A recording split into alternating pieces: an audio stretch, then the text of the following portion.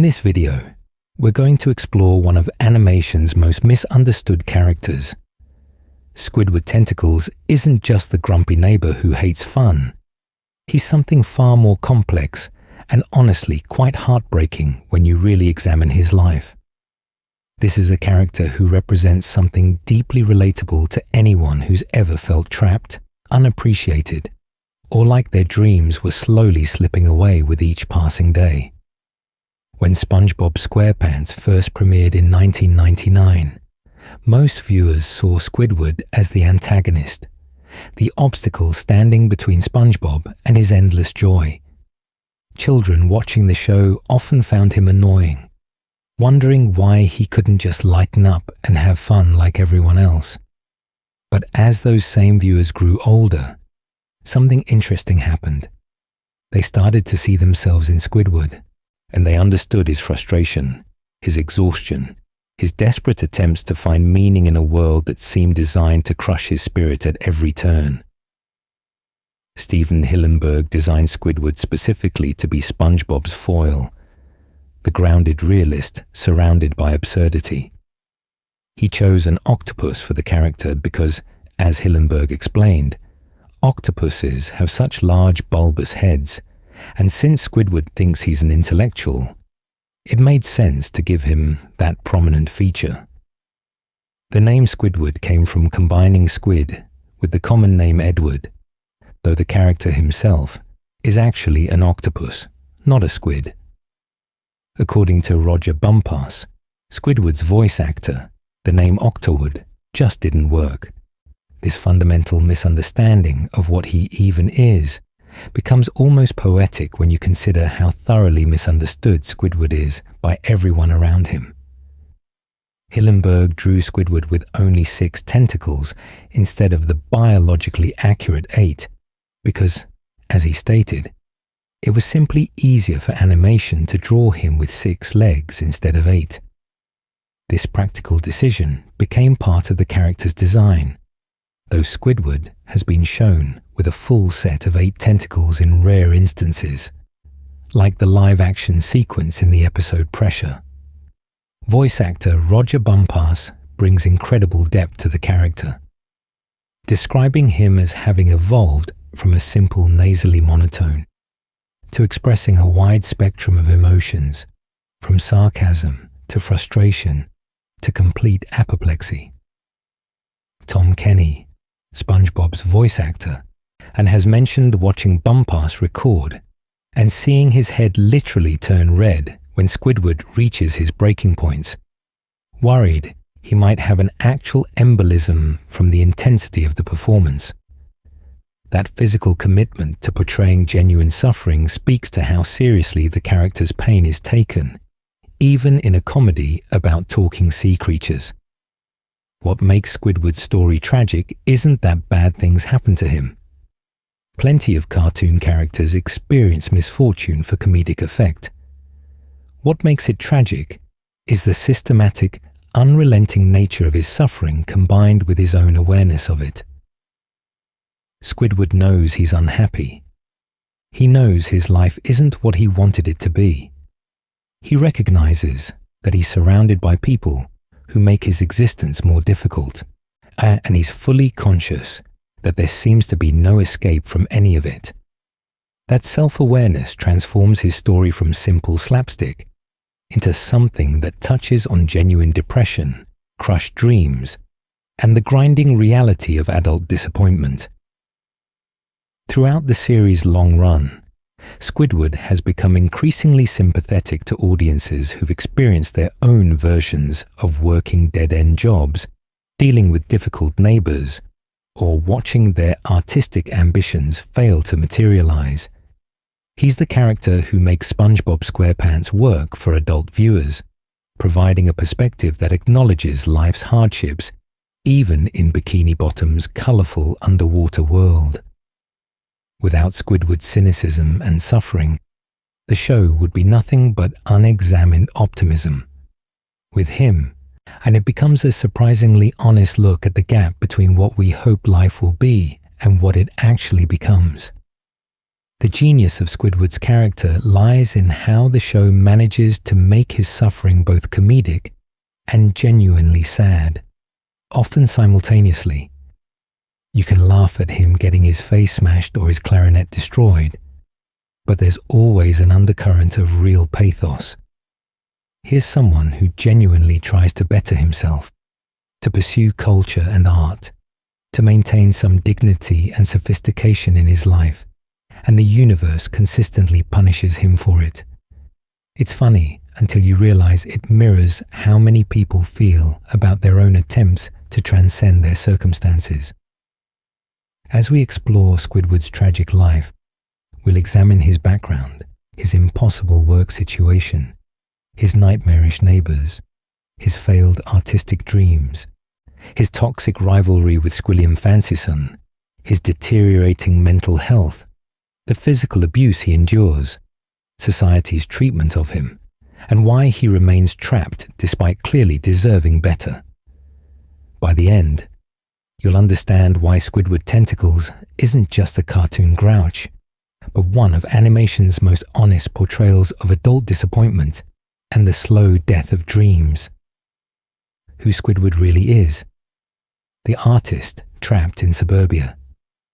Squidward Tentacles lives in an Easter Island head, a moai, situated between SpongeBob's Pineapple House and Patrick's Rock on Kong Street in Bikini Bottom.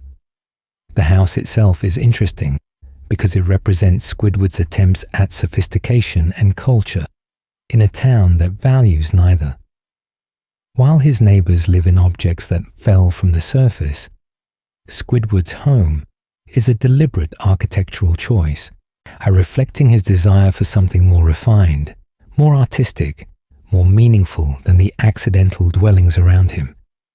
Inside that house, every room tells the story of who Squidward believes himself to be versus who the world sees. His walls are covered with self-portraits in various artistic styles, from abstract to realistic, from impressionist to cubist. It's narcissistic, certainly, but it also speaks to someone desperately trying to establish their own identity and worth through art. He surrounds himself with reminders of his own face, because nobody else seems to acknowledge his existence except to mock or exploit him. Those self-portraits become evidence that he matters, that he exists, that he has value as a being worth depicting and studying. Squidward is passionate about art in all its forms. He plays the clarinet, for though his skill level remains a subject of debate both within the show and among viewers. He paints extensively, creates sculptures, writes interpretive pieces, and even composes music. His favorite pastimes all revolve around artistic expression and cultural appreciation. He reads magazines about sophisticated topics, attends or attempts to attend concerts and gallery exhibitions, and constantly references high culture in his conversations. This isn't affectation. This is someone who genuinely loves art and sees it as the path to a meaningful existence. The tragedy begins with the fact that Squidward does have artistic talent. We've seen him create genuinely impressive works. His sculpture in one episode is so realistic that SpongeBob and Patrick mistake it for him. He's created paintings that professional art appraisers have valued highly, at least in certain contexts. He's played clarinet beautifully on multiple occasions, particularly during emotionally significant moments. In the famous Christmas episode, his clarinet playing is hauntingly beautiful and brings genuine tears.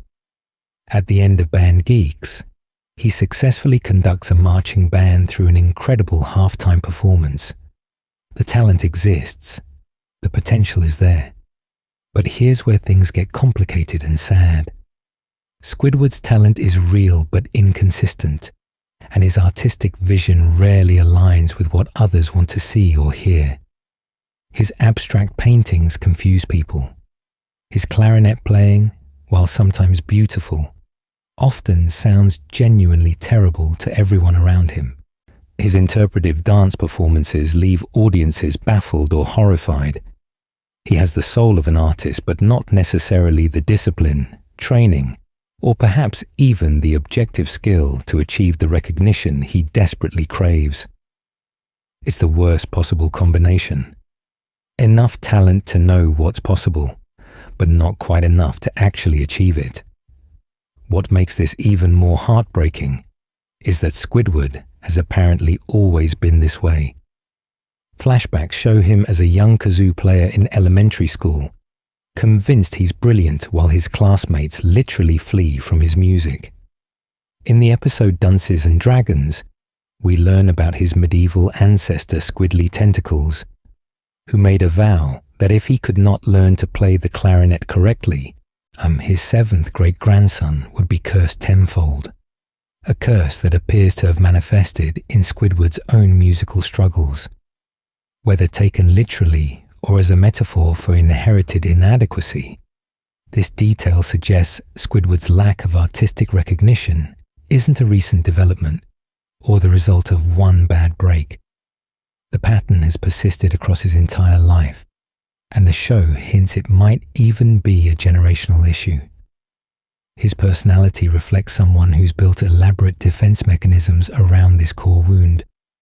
He's arrogant because admitting he might not be talented would shatter his entire identity. He's cynical because optimism has led only to disappointment. He's contemptuous of others because if they're wrong about his art, then their opinions must be fundamentally flawed. I'm protecting him from having to accept their criticism as valid. His sarcasm and superiority complex aren't character flaws so much as survival mechanisms developed over years of rejection and failure. These defense mechanisms, while protective, also isolate him further. His arrogance makes people less likely to give him chances or support his work. His cynicism prevents him from approaching opportunities with the enthusiasm and openness that might lead to success. His contempt for others alienates potential allies, collectors, or audience members who might otherwise appreciate his work. The very tools he's developed to protect his fragile ego end up ensuring that his ego continues to be wounded, creating another self-reinforcing cycle of failure. And Squidward is also someone who craves sophistication and culture in a town that has no use for either. Bikini Bottom is a working-class community where the main social activities involve jellyfishing, going to the beach, and eating fast food. There's no established art scene, no cultural institutions that Squidward mentions attending regularly, no community of like-minded aesthetes. He's a cultured sophisticate trapped in what is essentially an underwater suburb, where nobody shares his interests or values his pursuits. He's intellectually and culturally isolated, surrounded by people who find his passions boring or incomprehensible. His relationship with himself is complicated. On one hand, he clearly loves himself, hence all those self-portraits and his constant assertions of his own superiority. On the other hand, there are moments where his self-loathing breaks through. In the episode Are You Happy Now?, when asked about his happiest memory, his mind goes completely blank, showing only TV static and color bars. He can't think of a single truly happy moment in his entire life. That's not the thought pattern of someone with genuine self-love. That's depression manifesting as narcissism, with the grandiose self-image serving as armor against an underlying belief that his life has been meaningless. Squidward is also surprisingly vulnerable when his defenses drop. When he thinks nobody's watching, he cries over his failures. He has genuine moments of hope and excitement when opportunities arise, showing that underneath the cynicism is someone who still believes things could get better. Those moments of vulnerability make the inevitable disappointments that follow even more painful to watch. We see him allow himself to hope, to believe, to feel excited about possibilities. And then, we watch those hopes get crushed repeatedly. The pattern repeats so often it becomes almost ritualistic. Squidward encounters an opportunity, allows himself to feel hopeful, invests emotional energy into believing this time will be different, and then experiences the familiar crushing disappointment when things fall apart. Each cycle makes the next one more painful because he knows the pattern, can predict the outcome, yet can't stop himself from hoping anyway. And this inability to protect himself from hope, even when experience has taught him that hope leads to pain, reveals a fundamental optimism, or perhaps desperation, that persists despite everything. His intelligence is real, but becomes another source of frustration. He's smart enough to see through Mr. Krabs' exploitation, to recognize the absurdity of his situation, to understand that he deserves better, but he's trapped anyway, fully aware of his imprisonment. That awareness makes everything worse. If he were too dim to recognize his circumstances, he might be happier. But Squidward understands exactly how much his life has failed to meet his expectations, and that knowledge tortures him daily.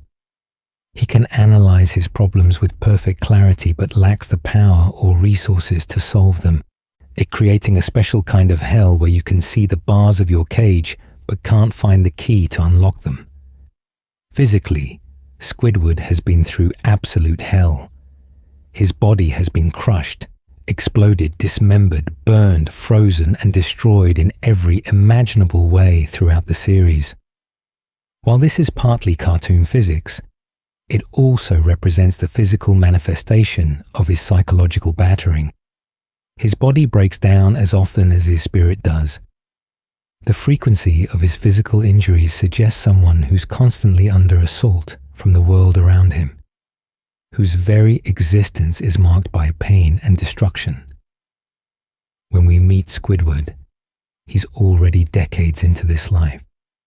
He's not a young man chasing dreams. He's middle-aged, stuck in the same cashier job he's probably held for years, at living in the same house between the same irritating neighbors, pursuing the same artistic dreams that have consistently failed to materialize. He's past the point where starting over feels possible. He's in that terrible middle period of life where you're old enough to see your youth is gone, but young enough to have many more years ahead, living exactly as you are now. Squidward represents something deeply true about adult life, the way dreams can persist, even as evidence mounts that they'll never happen. He still believes he could be a great artist despite decades of failure. He still pursues culture and sophistication, despite living in a place that offers neither. He still maintains his dignity and sense of self despite constant humiliation. That persistence might be admirable or tragic depending on your perspective, but it's undeniably human. He's someone who refuses to fully give up on himself even though perhaps he should, even though acceptance of his limitations might bring more peace than this endless striving. This is who Squidward Tentacles really is. A talented but not quite talented enough artist, an intelligent man trapped in a town of simpletons, a cultured sophisticate surrounded by Philistines, a middle-aged individual watching his dreams die slowly, and a fundamentally lonely person who craves recognition and appreciation that never arrives. Understanding this context makes everything that happens to him hit harder, because we're not watching a cartoon grouch get his comeuppance. We're watching someone's spirit break a little more with each episode. The dead-end job. Exploitation at the Krusty Krab. Every day, Miss Squidward Tentacles drags himself to the Krusty Krab to work as a cashier. It's a job he openly despises, working for a boss who exploits him, alongside a co-worker who drives him crazy, serving customers he finds beneath him. The Krusty Krab represents everything Squidward isn't: cheap, crude, focused on profit over quality, and appealing to the lowest common denominator. For someone who values art, culture, and sophistication, spending his days at a fast food restaurant must feel like a cosmic joke at his expense. Squidward works as the head cashier, though calling him head anything is misleading since he's usually the only cashier. His job involves taking orders, handling money, and dealing with customers, none of which he does with anything resembling enthusiasm or competence. He's rude to customers, reads magazines while people wait, and makes no effort to hide his contempt for both his job and the people he serves. His on-time percentage has been stated as 12%, meaning he's late to work 88% of the time. By any objective measure, he's a terrible employee. But here's the thing. Squidward has legitimate reasons for his poor performance. He's overqualified for this position and knows it. The show has suggested he has some form of higher education. In the episode Professor Squidward, he's able to temporarily teach at a music college, which implies formal training or credentials of some kind. He possesses artistic skills and cultural knowledge that should qualify him for more fulfilling work than operating a cash register. Instead, he's stuck at a restaurant that sells the underwater equivalent of burgers, or his rudeness to customers isn't just random crankiness. It's the behavior of someone whose soul is being crushed by the pointlessness of his daily tasks. The pay situation at the Krusty Krab is genuinely exploitative. While exact salary figures vary throughout the series due to its loose continuity, it's clear that Mr. Krabs pays his employees as little as possible.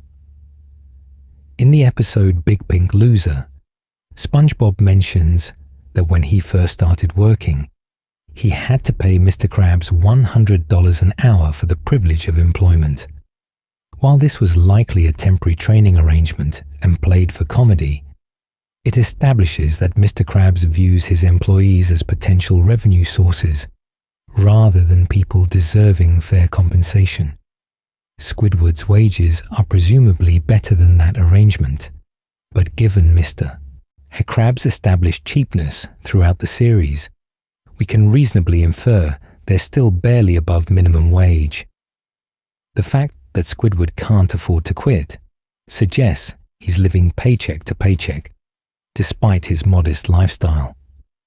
Squidward has worked at the Krusty Krab for a long time, possibly years or even decades before SpongeBob arrived. We know he was there when a different fry cook worked at the restaurant, shown in the episode The Original Fry Cook, where a young, long-haired Squidward appears working alongside Jim, the previous fry cook. His tenure predates SpongeBob's employment by a significant margin. He's put in his time, developed expertise in the mundane tasks of cashiering, and by any reasonable standard should have received raises, promotions, or at least cost of living adjustments. Instead, he remains in the exact same position, doing the exact same job for what we can assume is the same terrible pay. There's no growth opportunity, no advancement path, no possibility of improvement. He's stuck. His on-time percentage has been stated as 12% in one episode, meaning he's late to work 88% of the time. By any objective measure, he's performing poorly. But here's the thing. Squidward has legitimate reasons for this poor performance. The job requires emotional labor that Squidward cannot and will not provide. Service work demands that employees present a friendly, enthusiastic demeanor, regardless of how they actually feel. Squidward must smile at customers who are rude, pretend to care about their orders, and maintain a pleasant facade even when he's dying inside. And this emotional labor, the work of managing and presenting emotions for others' benefit, is exhausting and often goes unrecognized and uncompensated. Workers are expected to be cheerful robots, suppressing their actual feelings to make customers comfortable. Squidward's failure to perform this emotional labor is partly his flaw, but it's also a refusal to participate in a system that demands workers sacrifice their authentic selves for minimum wage. The customers themselves contribute to the oppressive nature of the work. Fast food customers often treat service workers as subhuman, getting angry over minor mistakes, making unreasonable demands, and showing no respect for the person serving them. Squidward endures this treatment daily, forced to maintain professionalism while being treated as disposable. In the phrase, "the customer is always right," essentially means that workers must accept abuse and disrespect as part of their job description. Squidward's rudeness to customers, while unprofessional, is understandable as a response to being treated as less than human day after day. Mr. Krabs treats Squidward with a combination of indifference and exploitation that borders on abuse. He pays him as little as legally possible, provides no benefits or job security, demands he work whenever needed regardless of his schedule, and shows zero appreciation for his service. In the episode Can You Spare a Dime?, Mr. Krabs accuses Squidward of stealing his first dime and fires him without evidence, proof, or even a proper investigation. Squidward immediately becomes homeless, unable to find other work, reduced to begging on the street within days. When it's eventually revealed that Mr. Krabs had simply misplaced the dime himself, he never apologizes or acknowledges wrongdoing. He just lets Squidward return to his job as if nothing happened. The work environment itself is hostile and demeaning.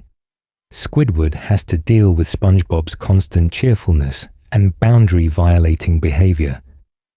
SpongeBob frequently interrupts Squidward's work, involves him in schemes and adventures he wants no part of, and shows up at his house on his days off. While SpongeBob means well, working beside him must feel like being trapped in a nightmare of forced positivity. Every day brings new examples of SpongeBob's obliviousness to social cues, personal space, and professional boundaries. For someone like Squidward, who values privacy and peace, sharing a workspace with SpongeBob is psychological torture.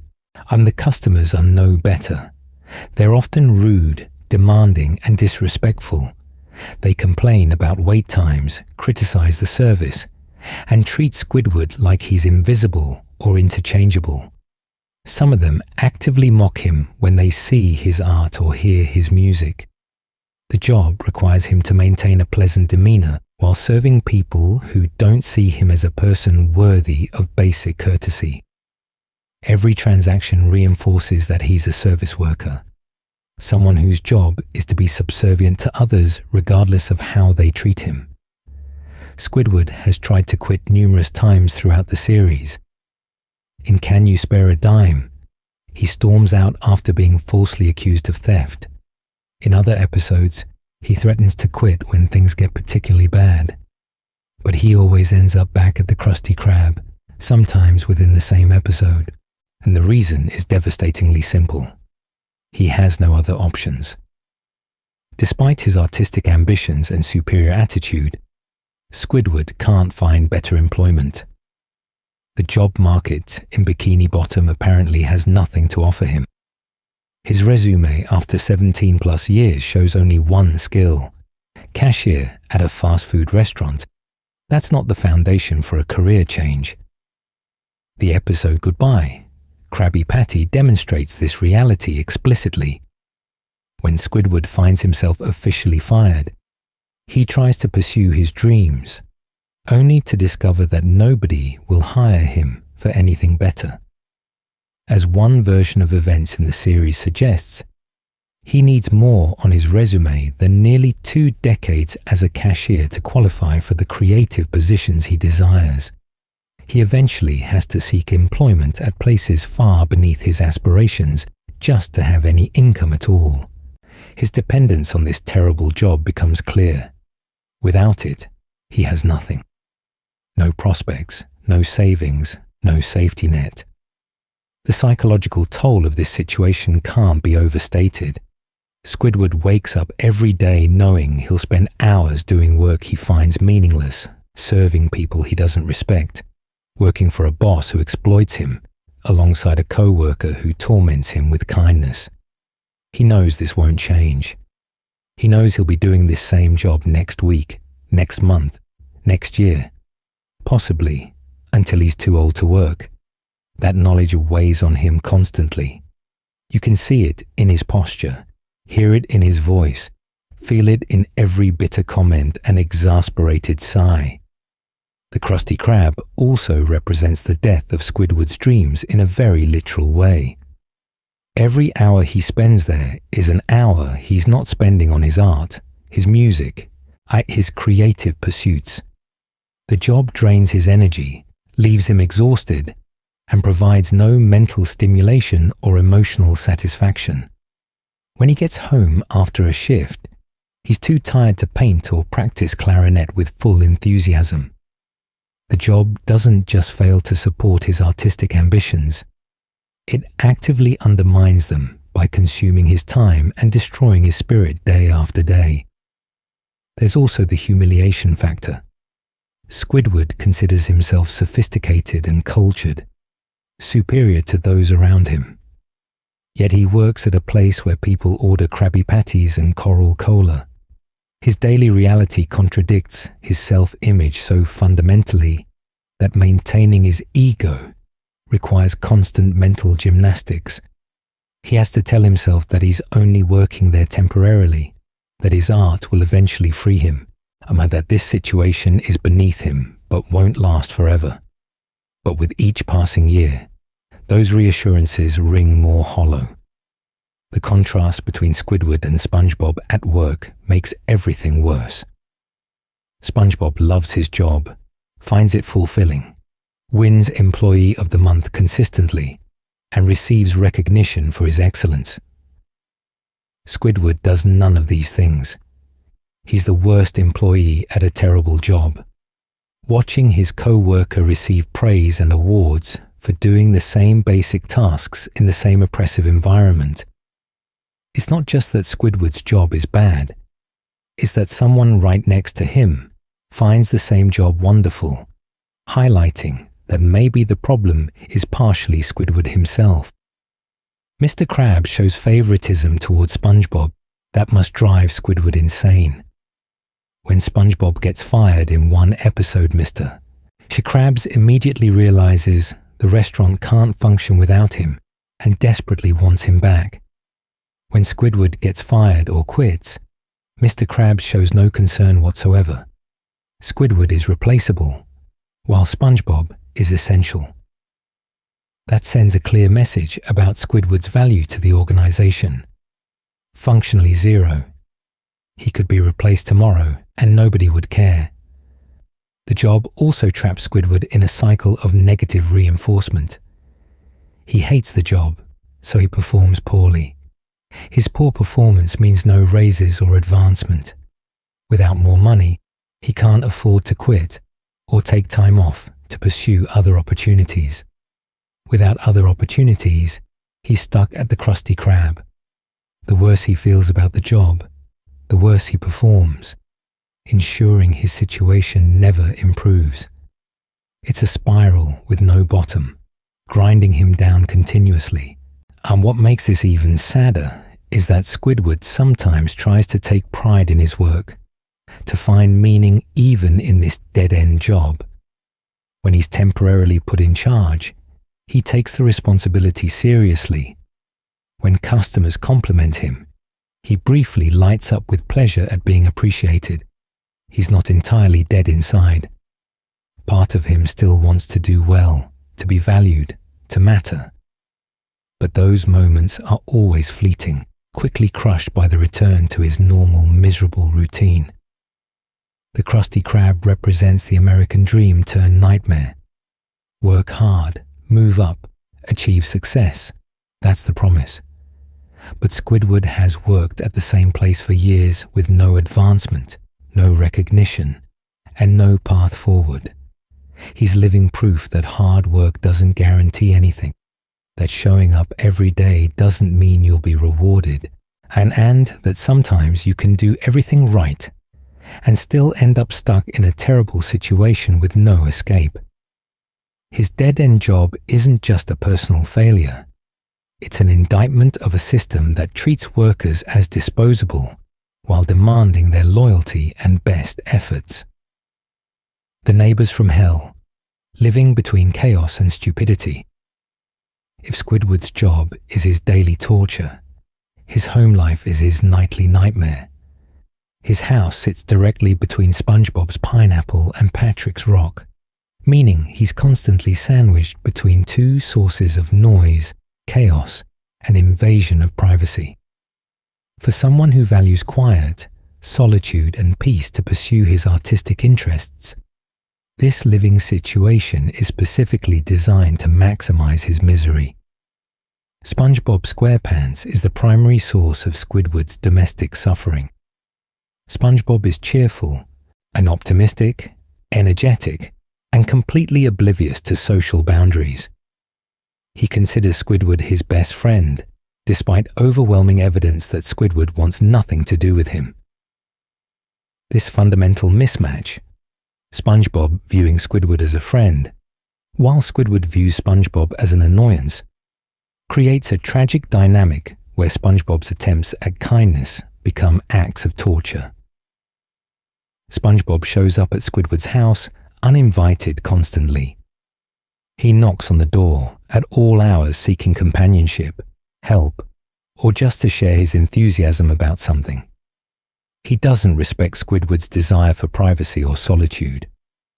When Squidward says no or slams the door, SpongeBob either doesn't understand the rejection or ignores it completely.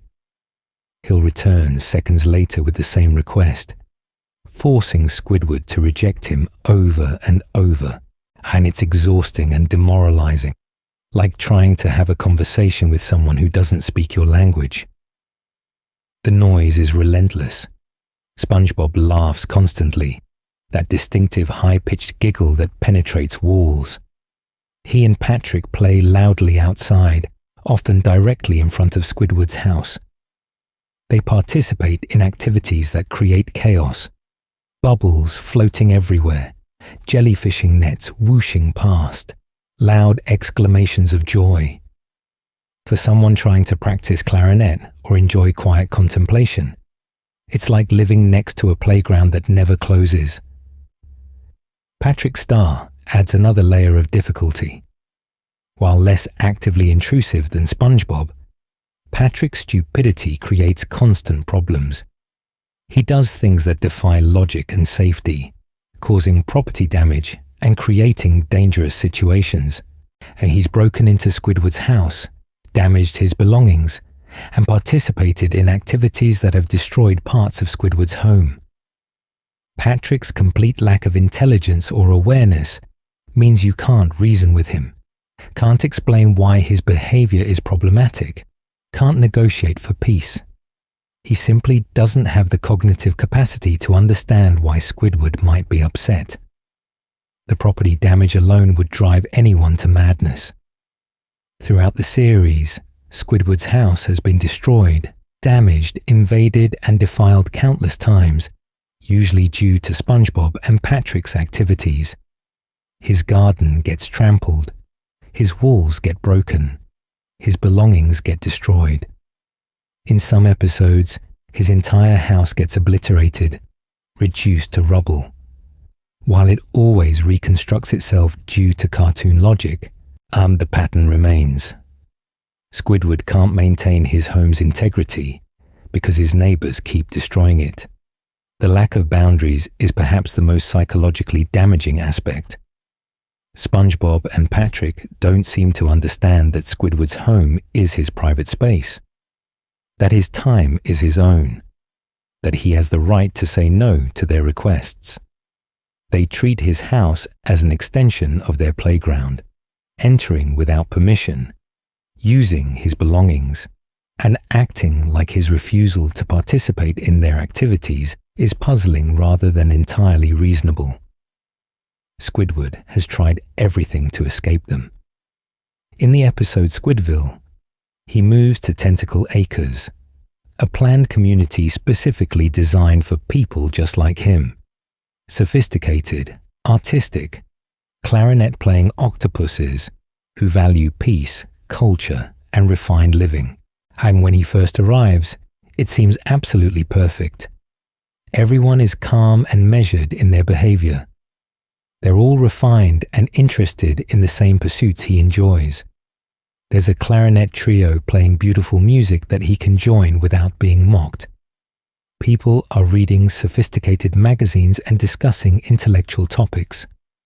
The architecture is uniform and orderly, with identical Easter Island head homes arranged in neat rows. No chaos, no screaming, no property damage, no unwanted intrusions. But Squidward discovers he can't handle it. The absolute uniformity begins to drive him crazy in ways he didn't anticipate. Every conversation follows the same pattern. Every activity is predictable and identical to the last time. Every interaction is polite but hollow, lacking any genuine emotional content or spontaneity.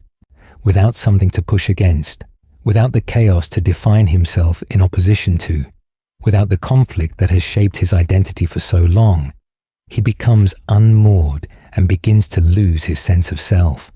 The turning point comes when the clarinet trio invites him to their usual activity, playing their instruments together in perfect harmony. It should be his dream scenario. But as he plays with them, he realizes something is missing. The uniformity that should bring peace instead brings a different kind of torture. The episode shows his slow psychological breakdown as he tries to enjoy this supposedly perfect life, but finds himself increasingly agitated and unsettled. Eventually, Squidward snaps completely. He begins riding a reef blower around the community, making noise and causing chaos, laughing maniacally as he destroys the perfect order of Tentacle Acres. The other residents watch in horror as he devolves into exactly the kind of behavior he fled SpongeBob and Patrick to escape. He ends up fleeing back to Conch Street on the reef blower, laughing insanely, returning to the neighbors he hates because at least they provide the conflict and stimulation that give his life meaning. He's also tried getting the authorities involved. In the episode Good Neighbors, he installs a security system called the Security System 5000 to keep SpongeBob and Patrick away from his house and establish some boundaries. The system is supposed to protect his property and privacy, giving him the peace he desperately needs. But the security system goes haywire, rampaging through Bikini Bottom and causing massive destruction throughout the town. Instead of protecting Squidward, his attempt at establishing boundaries results in him being sentenced to community service with the very neighbors he was trying to avoid. He's literally punished by the legal system for trying to protect himself from harassment and property damage. His attempts to use societal structures and authority to establish reasonable boundaries consistently backfire, leaving him in worse situations than before. When he tries to get help from police, they're either incompetent or actively work against his interests. When he tries to use technology to solve his problems, the technology malfunctions in ways that make his life worse. The universe seems determined to ensure that any action he takes to improve his situation will somehow make things worse instead. The relationship between Squidward and his neighbors reveals something deeply sad. They actually do care about him in their way, but their caring makes his life worse. SpongeBob genuinely likes Squidward and wants to be his friend. He invites him to activities, tries to cheer him up when he's sad, and includes him in adventures. But SpongeBob's definition of friendship involves constant contact, shared activities, and emotional openness that Squidward doesn't want or need.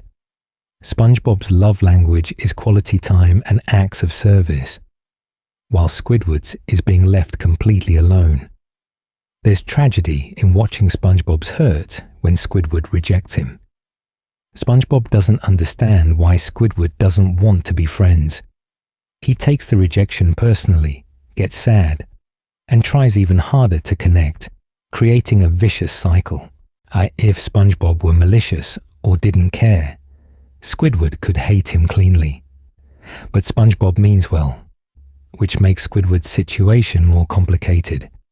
He's being tortured by someone whose only crime is caring too much. Patrick's relationship with Squidward is simpler, but no less frustrating. Patrick doesn't particularly like or dislike Squidward. Patrick barely thinks about him at all. When Patrick does interact with Squidward, it's usually because SpongeBob has dragged him into something. Patrick's indifference might be more tolerable if it didn't manifest as destructive thoughtlessness. He doesn't intentionally make Squidward's life worse. He just doesn't have the mental capacity to consider how his actions affect others. The neighborhood's layout itself seems designed to maximize Squidward's suffering. His house is directly between the two sources of chaos, meaning he can't escape the noise or activity regardless of which direction he faces. His windows look out onto their properties. He hears everything they do. There's no angle from which he can experience peace. It's architectural torture. Like someone specifically designed the neighborhood to ensure whoever lived in that middle house would be driven slowly insane. Squidward's artistic pursuits make the neighbor's situation even worse. When he's trying to practice clarinet, needing quiet and concentration, SpongeBob and Patrick are at their loudest. When he's trying to paint, they burst in wanting attention. When he's trying to enjoy a book or magazine, they create some crisis that demands his involvement. His neighbors don't just exist near him, they actively interfere with his ability to pursue the things that bring him meaning. The show occasionally acknowledges how justified Squidward's frustration is. In episodes like Pizza Delivery, when a customer makes SpongeBob cry, Squidward violently defends him, showing that underneath his annoyance is genuine care. In Band Geeks, when SpongeBob's leadership brings the marching band together, Squidward experiences genuine joy at succeeding. These moments hint at what their relationship could be: mutually supportive neighbors who respect boundaries. But those moments are rare. Usually, it's just Squidward being driven to the edge of sanity by people who won't leave him alone. What makes the neighbor situation particularly cruel is that Squidward is objectively correct about most of his complaints. SpongeBob and Patrick are loud. They do invade his privacy. They do cause property damage. They do involve him in situations against his will. His desire for peace and quiet isn't unreasonable. His wish to be left alone isn't antisocial. He's not being a grouch. He's having a normal reaction to abnormal neighbors. But the show often frames his reactions as him being the problem, as if wanting basic peace and privacy makes him the bad guy. The long-term psychological impact of this living situation can't be overstated. Imagine never feeling safe or relaxed in your own home, because you never know when your neighbors will burst in or create chaos. Imagine being unable to sleep, practice your hobbies, or simply exist without constant interruption. Imagine every attempt to establish boundaries being met with confused hurt or complete incomprehension. That's Squidward's existence every single day. His neighbors represent something deeper than just annoying people next door. They represent the world's rejection of everything Squidward values. SpongeBob and Patrick are happy, successful in their own ways, and generally liked by others despite being complete idiots by Squidward's standards. Meanwhile, Squidward, with his intelligence and cultural interests, is miserable, stuck in a dead-end job, and generally disliked. The universe seems to be telling him that being like them would bring happiness, but becoming like them would mean abandoning everything that makes him who he is. He's trapped between preserving his identity and achieving peace. The neighbors also highlight Squidward's fundamental loneliness. He hates SpongeBob and Patrick, but they're also the people he interacts with most. His social circle consists primarily of people he can't stand, and even they barely count as friends. He has no one to talk to who understands him, no one who shares his interests, no one who respects his need for solitude while still providing companionship when he wants it. He's completely isolated even while being constantly surrounded. In the end, SpongeBob and Patrick aren't villains. They're just fundamentally incompatible with Squidward in ways that make living near them torturous. They can't help being who they are any more than Squidward can help being who he is. But that incompatibility means Squidward will never have peace in his own home, will never feel comfortable in his own neighborhood, and will never escape the constant assault on his sanity that living between chaos and stupidity creates. And his neighbors aren't just annoying. They're a daily reminder that the world is hostile to everything he represents. Artistic dreams and constant failures. The death of Squidward's soul. At the core of Squidward's identity is his belief that he's an artist. Not someone who does art as a hobby, but a genuine artist whose work should be recognized, celebrated, and appreciated. His entire sense of self-worth is tied to his artistic abilities and cultural sophistication. This makes every artistic failure not just disappointing, but existentially threatening. When the world rejects his art, it's rejecting him as a person. Squidward's primary artistic outlet is the clarinet. He plays what he calls sophisticated music, pieces like Solitude in E minor that he performs with genuine passion. In his mind, and he's a skilled clarinetist creating beautiful music that reflects his refined tastes and technical abilities. The problem is that most people who hear him play find his music genuinely terrible. Not just unappreciated sophisticated art, but objectively bad playing that causes physical discomfort to listeners. The show walks an interesting line with Squidward's clarinet playing. Sometimes it's portrayed as legitimately awful, with screeching notes and terrible timing. Other times, usually during emotionally significant moments, he plays beautifully, proving he has the ability when properly motivated. In the Christmas special, his clarinet rendition is genuinely moving. In Band Geeks, he serves as conductor effectively.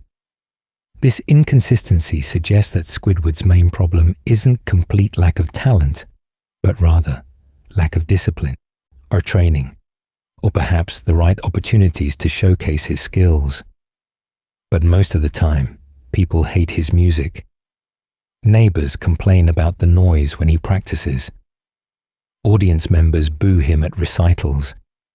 His clarinet playing has been compared to dying animals and torture devices. In one episode, his childhood classmates literally fled the school building when he played kazoo, suggesting this is a lifelong pattern.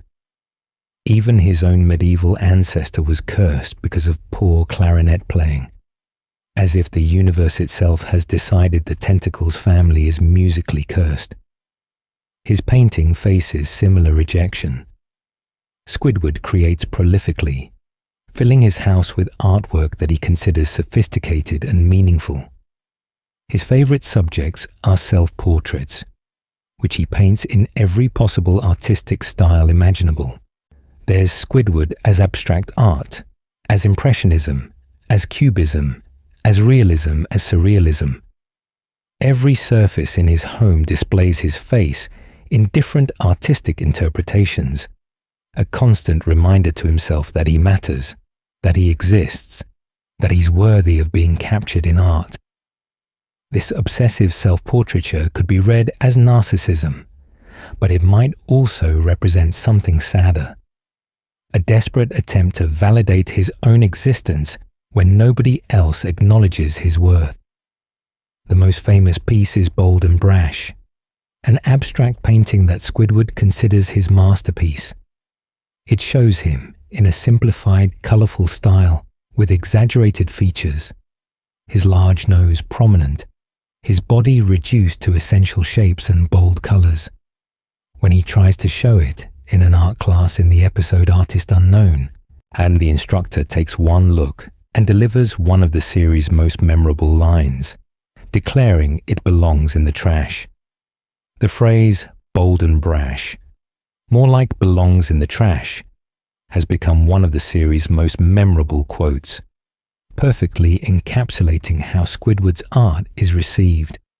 He pours his heart into creating something meaningful, something that he believes represents his artistic vision and talent, and the world responds with mockery and rejection. His sculptures show similar patterns of skill mixed with universal rejection. He's created realistic wax figures of himself that demonstrate genuine technical ability. In the episode Squidward, the Unfriendly Ghost, he makes a wax sculpture so realistic that it's mistaken for him by SpongeBob and Patrick, who believe they've accidentally killed the real Squidward. And this piece showcases actual sculptural talent, the ability to create a three-dimensional likeness that convincingly passes for a living being. He's also made abstract pieces representing his emotional state and elaborate installations that he finds personally meaningful.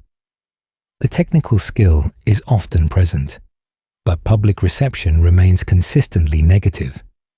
People don't understand his artistic vision, don't appreciate his technique, and don't want to buy or display his work. The episode Can You Spare a Dime reveals just how unmarketable Squidward's art is and how quickly his life can fall apart. After Mr. Krabs falsely accuses him of stealing his first dime and Squidward quits in anger, he tries to sell his paintings to support himself. Nobody will take them. Not galleries, not collectors, and not even people on the street who might want cheap decorative art.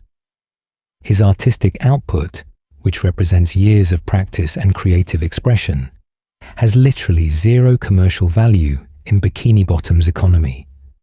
The episode shows his rapid descent into homelessness with brutal efficiency.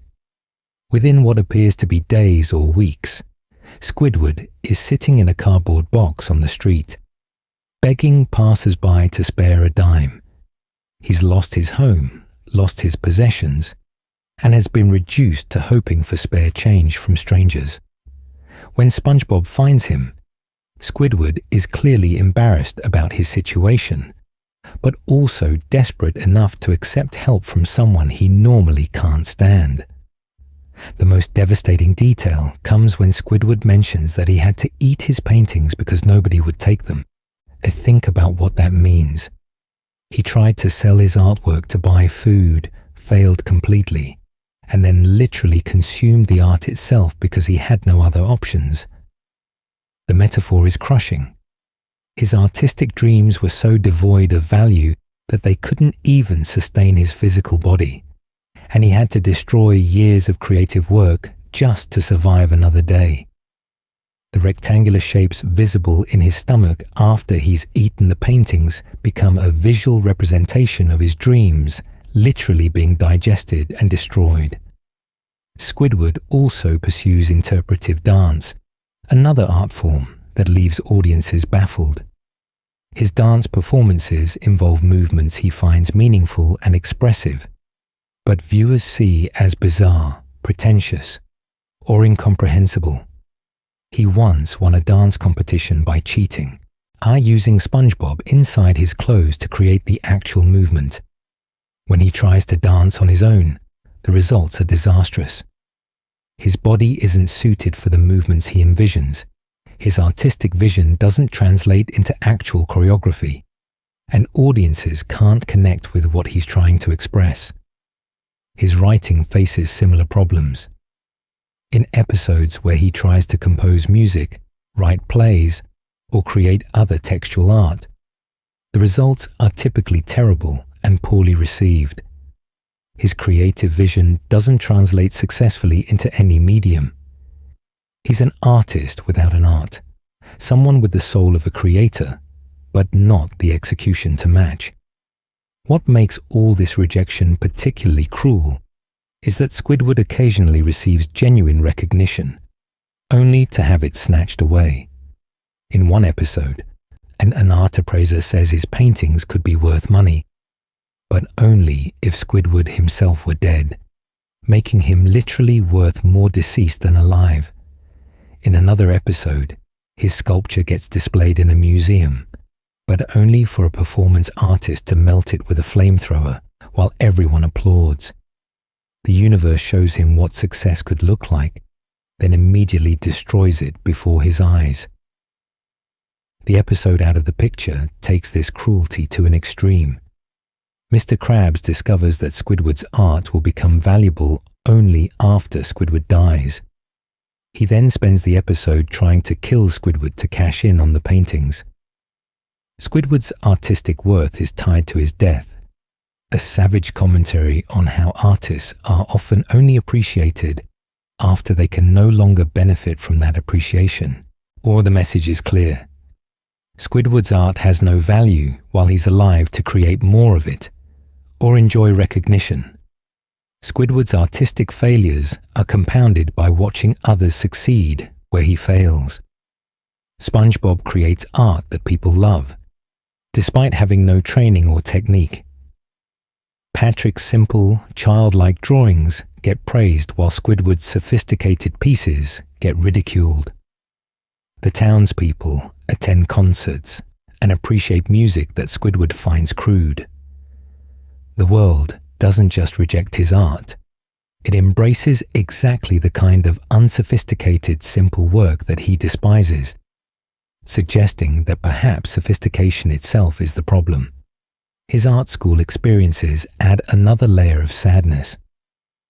Squidward's extensive vocabulary about artistic movements and his ability to identify different styles, techniques, and historical periods suggest formal training at some point in his past. He has the theoretical knowledge that typically comes from structured education. But that education, if he received it, hasn't translated into success or financial stability. It's possible he carries debt from such training, working at a fast food restaurant with little to show for his studies except rejection and frustration. Though the show never explicitly addresses his educational background or financial obligations beyond his current employment, the clarinet specifically represents his biggest ongoing artistic pursuit. He practices constantly, plays for his own enjoyment, and genuinely loves the instrument. His clarinet appears to be his most treasured possession. When it gets destroyed or taken away, he's genuinely distraught. And the instrument represents his connection to culture, sophistication, and beauty in a world that offers none of those things. Losing it means losing his primary means of expressing who he believes himself to be. But here's the thing that makes Squidward's artistic failure so complex. He might actually be a bad artist, not misunderstood, not ahead of his time, not underappreciated, just genuinely lacking the talent to create good art. The show provides evidence for this interpretation through the consistent negative reactions, the objective problems with his technique, and the fact that even sophisticated audiences reject his work. His self-assessment might be completely wrong. He might be a delusional narcissist with no actual ability, desperately clinging to an identity that doesn't match reality.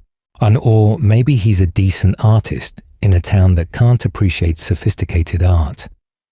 Maybe his work is actually good, but Bikini Bottom's population consists of working-class fish who prefer simple entertainment.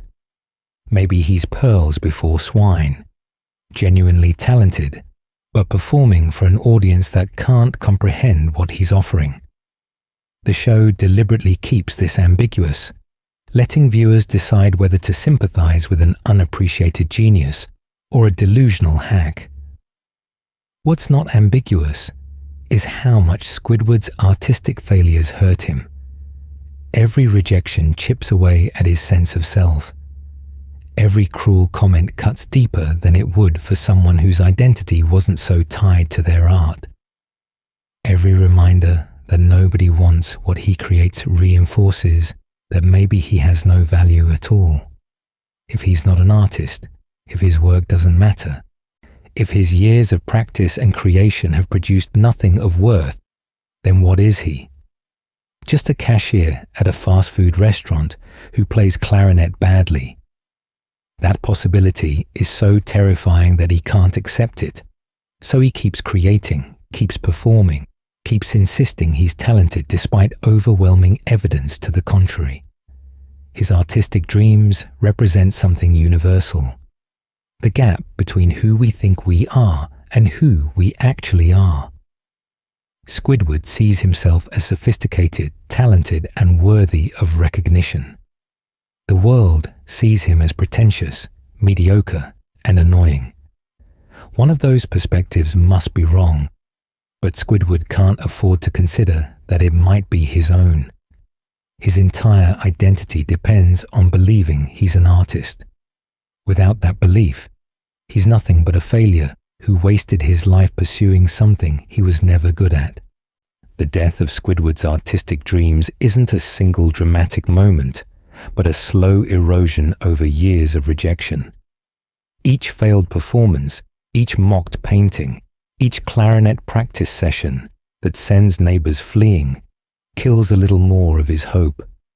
He's dying artistically by 1,000 cuts, maintaining his delusion through sheer force of will, because admitting the truth would destroy him completely. His art isn't just something he does. It's the only thing that makes his existence feel meaningful. When that fails, everything fails. The psychological impact of repeated artistic rejection can be overstated. Each time Squidward puts himself out there, performing at a concert, showing his art, sharing his creative work, he makes himself vulnerable. He's offering up pieces of his soul for judgment, and the world consistently judges those pieces as worthless.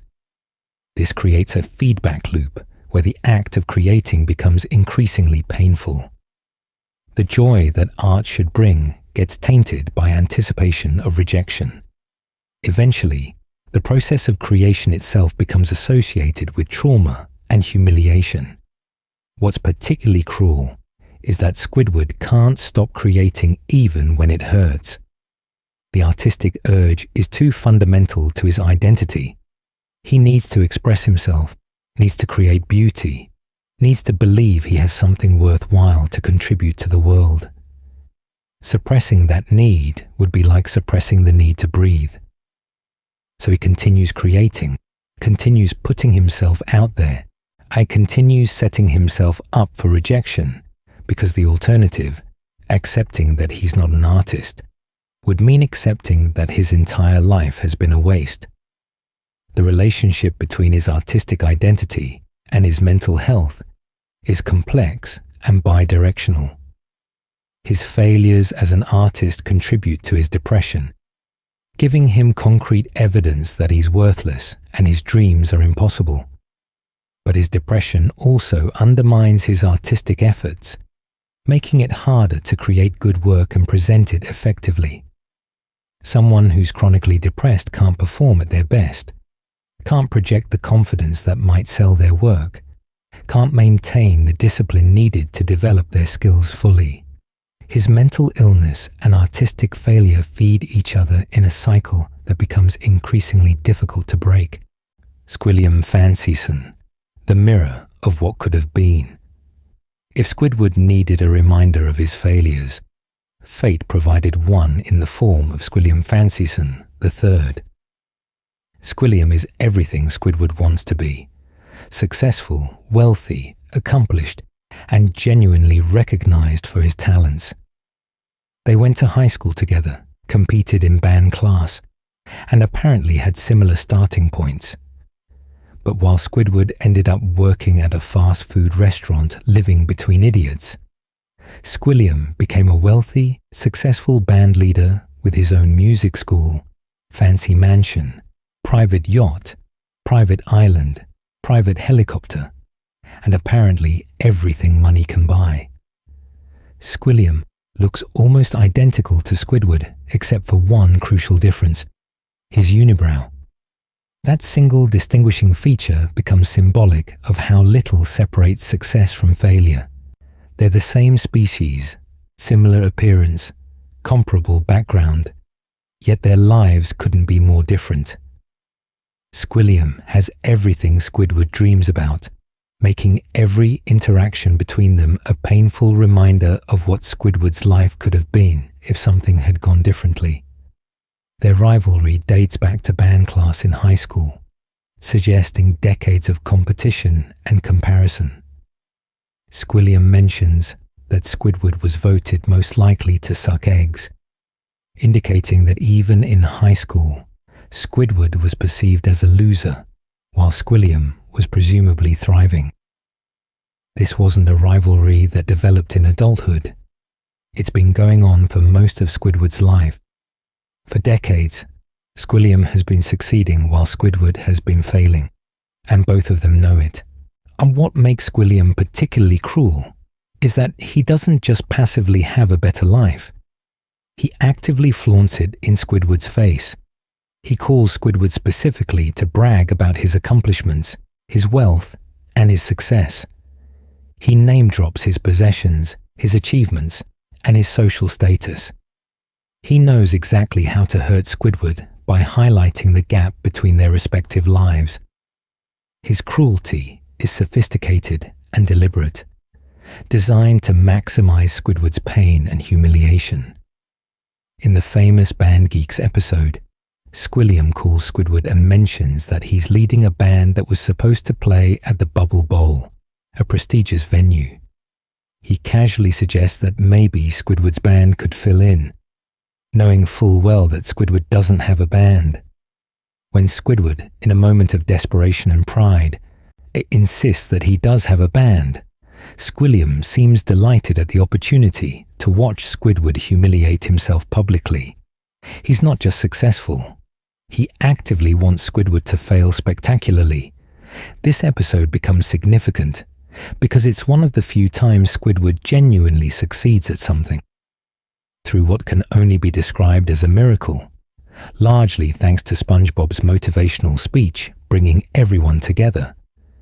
The ragtag group of Bikini Bottom residents he assembles comes together at the last moment and performs an incredible halftime show. They perform the song Sweet Victory perfectly, as they're elevated into what appears to be a live-action football stadium filled with human spectators. The crowd loves them, giving them thunderous applause and appreciation, and Squilliam witnesses this success, and the shock is so overwhelming that he faints, requiring paramedics to rush out and carry him away on a stretcher. For once, Squidward wins. For once, he gets recognition and success. For once, he proves that he's not the complete failure everyone thinks he is. But here's the tragedy. This victory doesn't change anything long-term. By the next episode, everything has returned to normal. Squidward is still at the Krusty Krab, still miserable, still trapped in the same life. His one moment of genuine triumph over his rival has no lasting impact on his circumstances. The band presumably disbanded after their single performance. The recognition faded. The success evaporated. It's almost worse that he succeeded once, because now he knows what victory feels like, knows what recognition tastes like, and making his return to failure even more bitter. The universe gave him a taste of success just to make the return to his normal misery more painful by comparison. In Squilliam Returns, another episode focused on their rivalry, Squilliam shows up at the Krusty Krab unexpectedly. Squidward, desperate to impress him and unable to bear another moment of being seen as inferior, lies about owning a fancy 5-star restaurant. He then has to transform the Krusty Krab into something impressive enough to fool Squilliam, enlisting SpongeBob, Patrick, and even Mr. Krabs to help with the deception. Squidward works frantically to create the illusion of success, coaching everyone on how to act sophisticated and cultured. Predictably, despite his best efforts and elaborate preparations, everything falls apart. SpongeBob, I'm overwhelmed by the pressure of remembering his false identity and all the information Squidward loaded into his brain, has a complete breakdown. The carefully constructed facade crumbles, the restaurant fails to impress, and Squidward is humiliated again in front of his rival. His attempts to match Squilliam always end in failure, reinforcing that he'll never close the gap between them, no matter how hard he tries or how elaborately he schemes. Squilliam's success seems effortless and complete. He doesn't just have money, he has taste, class, and genuine talent. His success isn't portrayed as undeserved or fraudulent. He actually is good at what he does, actually has accomplished impressive things, actually deserves his wealth and recognition. This makes the comparison to Squidward even more brutal, as Squidward can't comfort himself with the idea that Squilliam is a fraud or that success is meaningless. Squilliam has achieved everything Squidward wants through legitimate means. The psychological impact of having Squilliam in his life is devastating. Every time they interact, Squidward is forced to confront his own failures. Every conversation is a reminder that he chose wrong somewhere, worked wrong, lived wrong. Squilliam represents the road not taken, the life that might have been if Squidward had made different choices or possessed slightly more talent or luck. He's a living reminder that Squidward's dreams were achievable. Other people are living them. Just not Squidward. What's particularly cruel is that Squilliam seems to genuinely enjoy Squidward's misery. This isn't a successful person who happens to be better off. This is someone who takes active pleasure in being superior to Squidward specifically. He seeks out opportunities to rub his success in Squidward's face. He calls Squidward rather than simply living his good life elsewhere. He wants Squidward to know how much better he's doing, suggesting that part of Squilliam's enjoyment of his own success comes from comparing it to Squidward's failure.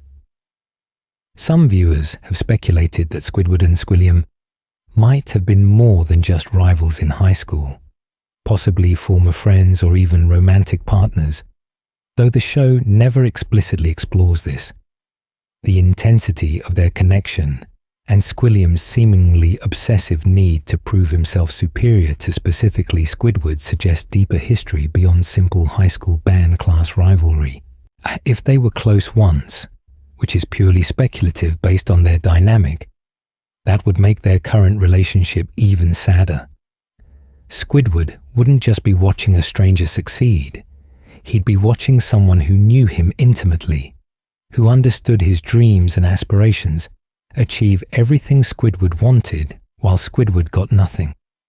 The name Squilliam itself is interesting, combining Squid with William, while Squidward combines Squid with Edward. They're linguistic mirrors of each other, reinforcing how similar they could have been. Their names even sound alike, emphasizing that they're variations on the same theme. But one variation gets a mansion, and the other gets a moai between two idiots. Squilliam also has the one thing Squidward wants most: recognition for his artistic abilities. And Squilliam's success isn't in business or sports. It's in music, the exact field where Squidward considers himself talented.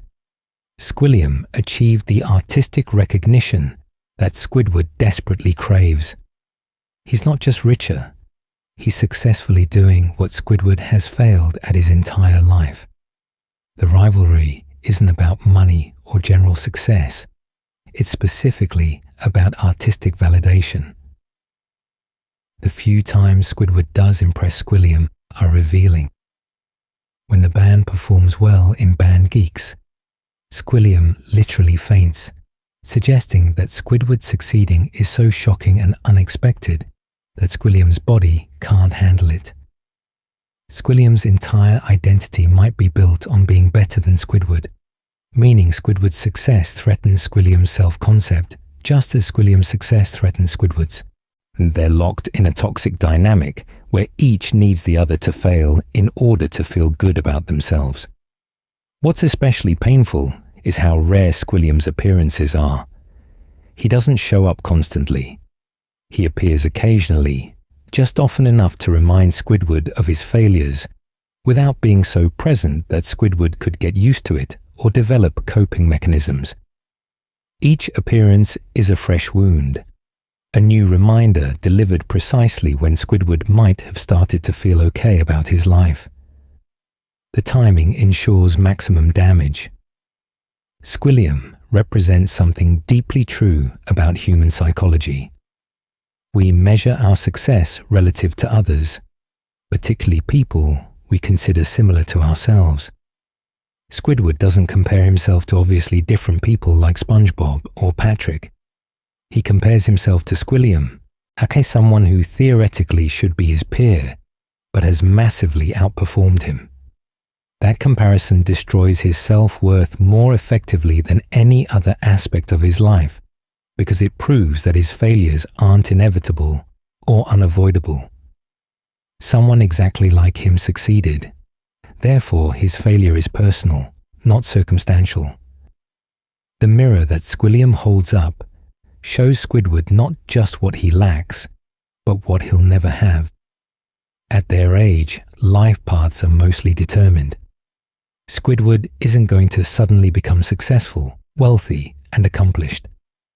The gap between them will only widen as Squilliam continues succeeding, and Squidward continues stagnating. That hopelessness makes every interaction with Squilliam existentially painful. He's not just better than Squidward now, he'll be better than Squidward forever.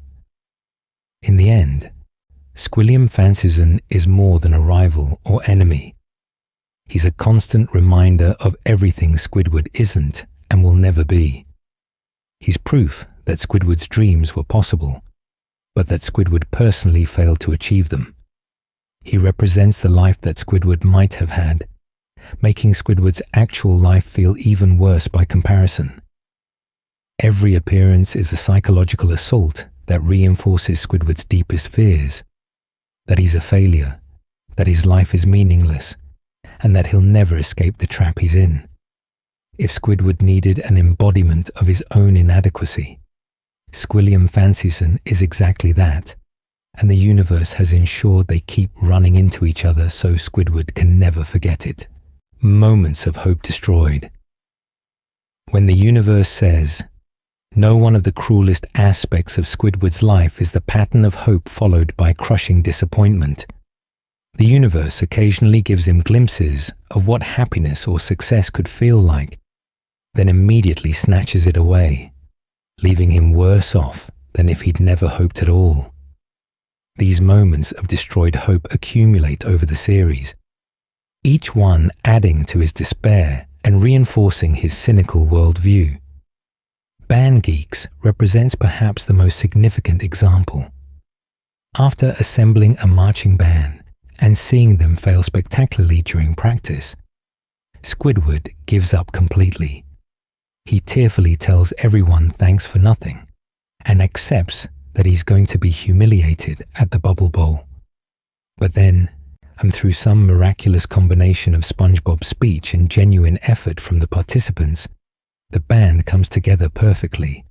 They perform Sweet Victory flawlessly. The crowd goes wild. Squilliam faints in shock. For those few minutes, Squidward experiences genuine triumph, real recognition, and actual success. But it doesn't last. The very next episode, everything is back to normal. Squidward is at the Krusty Krab, miserable as ever, with no lasting benefit from his success. The band presumably disbanded. The moment passed. His life didn't change.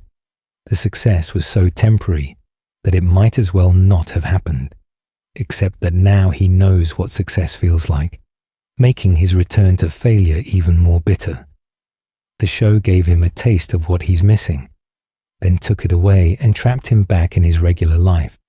Being house fancy, Squidward's house gets featured on a home design TV show, but only after it's been completely destroyed, making the recognition hollow and useless. His home gets showcased as brilliant avant-garde design, but it's actually just rubble from a series of accidents. He gets the recognition he wanted, but it's based on a misunderstanding. The show said yes to him, but for entirely the wrong reasons, making the victory meaningless. He achieved fame, but not in a way that validates his actual artistic vision or abilities.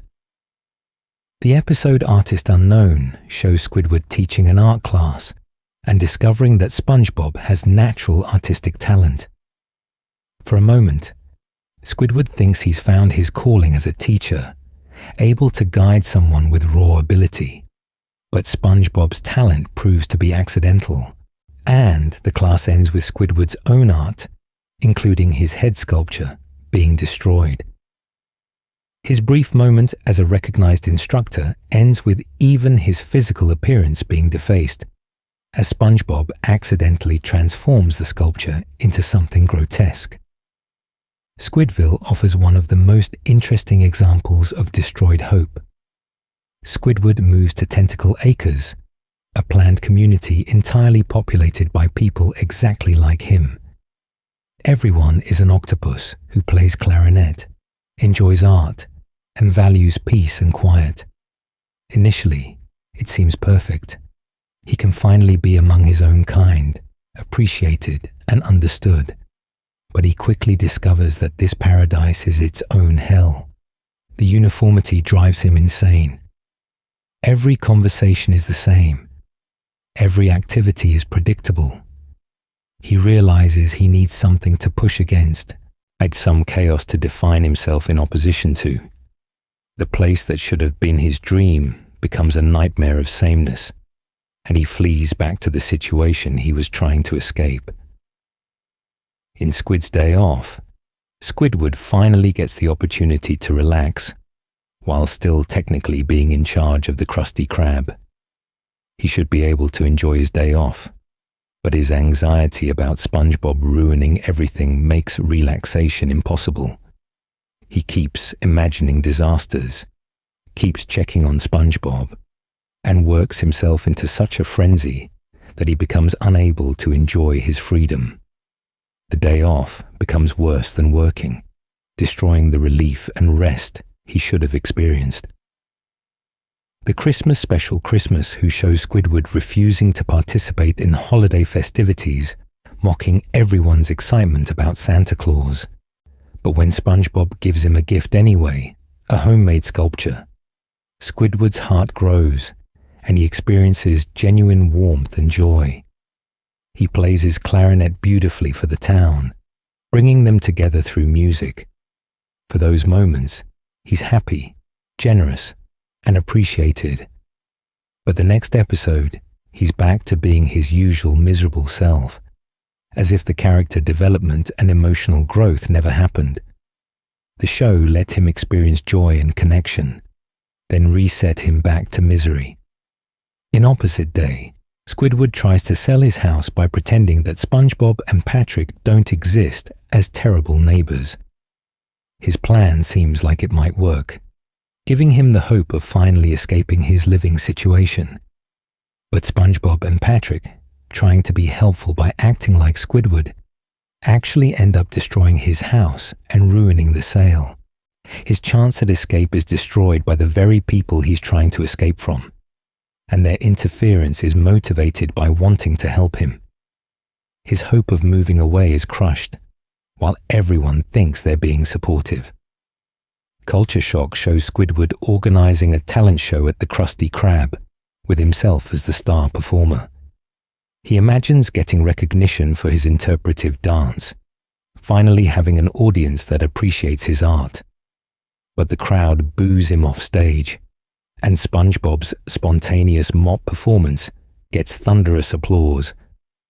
Once again, Squidward's sincere artistic effort is rejected, while SpongeBob's thoughtless silliness succeeds.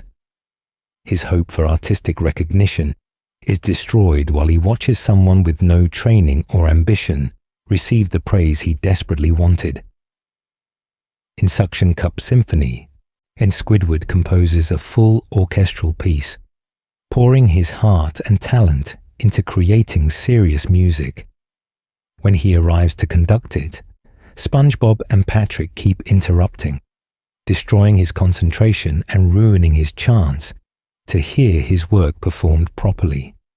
The composition gets mangled, his conducting gets disrupted, and what should have been his moment of musical validation becomes another humiliating failure. His greatest creative effort in music gets destroyed before he can even hear if it was any good. Employee of the Month shows Squidward competing with SpongeBob for the recognition of being named Employee of the Month. For once, he's trying at his job, showing up early, working hard, and doing everything right. But he loses anyway because SpongeBob is just naturally better at the job. Squidward's efforts don't matter, or his hard work changes nothing. The universe says no to his attempts at improvement, reinforcing that he's fundamentally incapable of succeeding even when he tries his hardest. In Squidward the Unfriendly Ghost, SpongeBob and Patrick believe Squidward is a ghost and try desperately to make him happy so he won't haunt them. For once, they're trying to do everything Squidward wants, catering to his every need and desire. It should be perfect, his annoying neighbors finally treating him well, but their efforts are so absurd and excessive that they make his life worse rather than better. Even when people try to make him happy, the result is more misery. The pattern of destroyed hope is important because it trains Squidward to stop hoping. Each time he allows himself to believe things might get better, the universe proves him wrong in increasingly cruel ways. Eventually, maintaining cynicism and expecting failure becomes a defense mechanism. If he never hopes, he can never be disappointed. His grumpy attitude isn't just personality. It's armor built from years of accumulated disappointments, each one teaching him that optimism leads only to pain. What makes these destroyed hopes particularly cruel is that they're not all Squidward's fault. Sometimes he fails because of his own limitations or bad decisions, but often external factors destroy his chances. His neighbors interfere, his boss exploits him, random accidents occur. The universe itself seems hostile to his happiness, conspiring to ensure that whenever things start going well, something happens to return him to misery. The temporary nature of his successes is also significant. And when Squidward does succeed, it's always fleeting and meaningless. Band Geeks gives him one night of glory that changes nothing.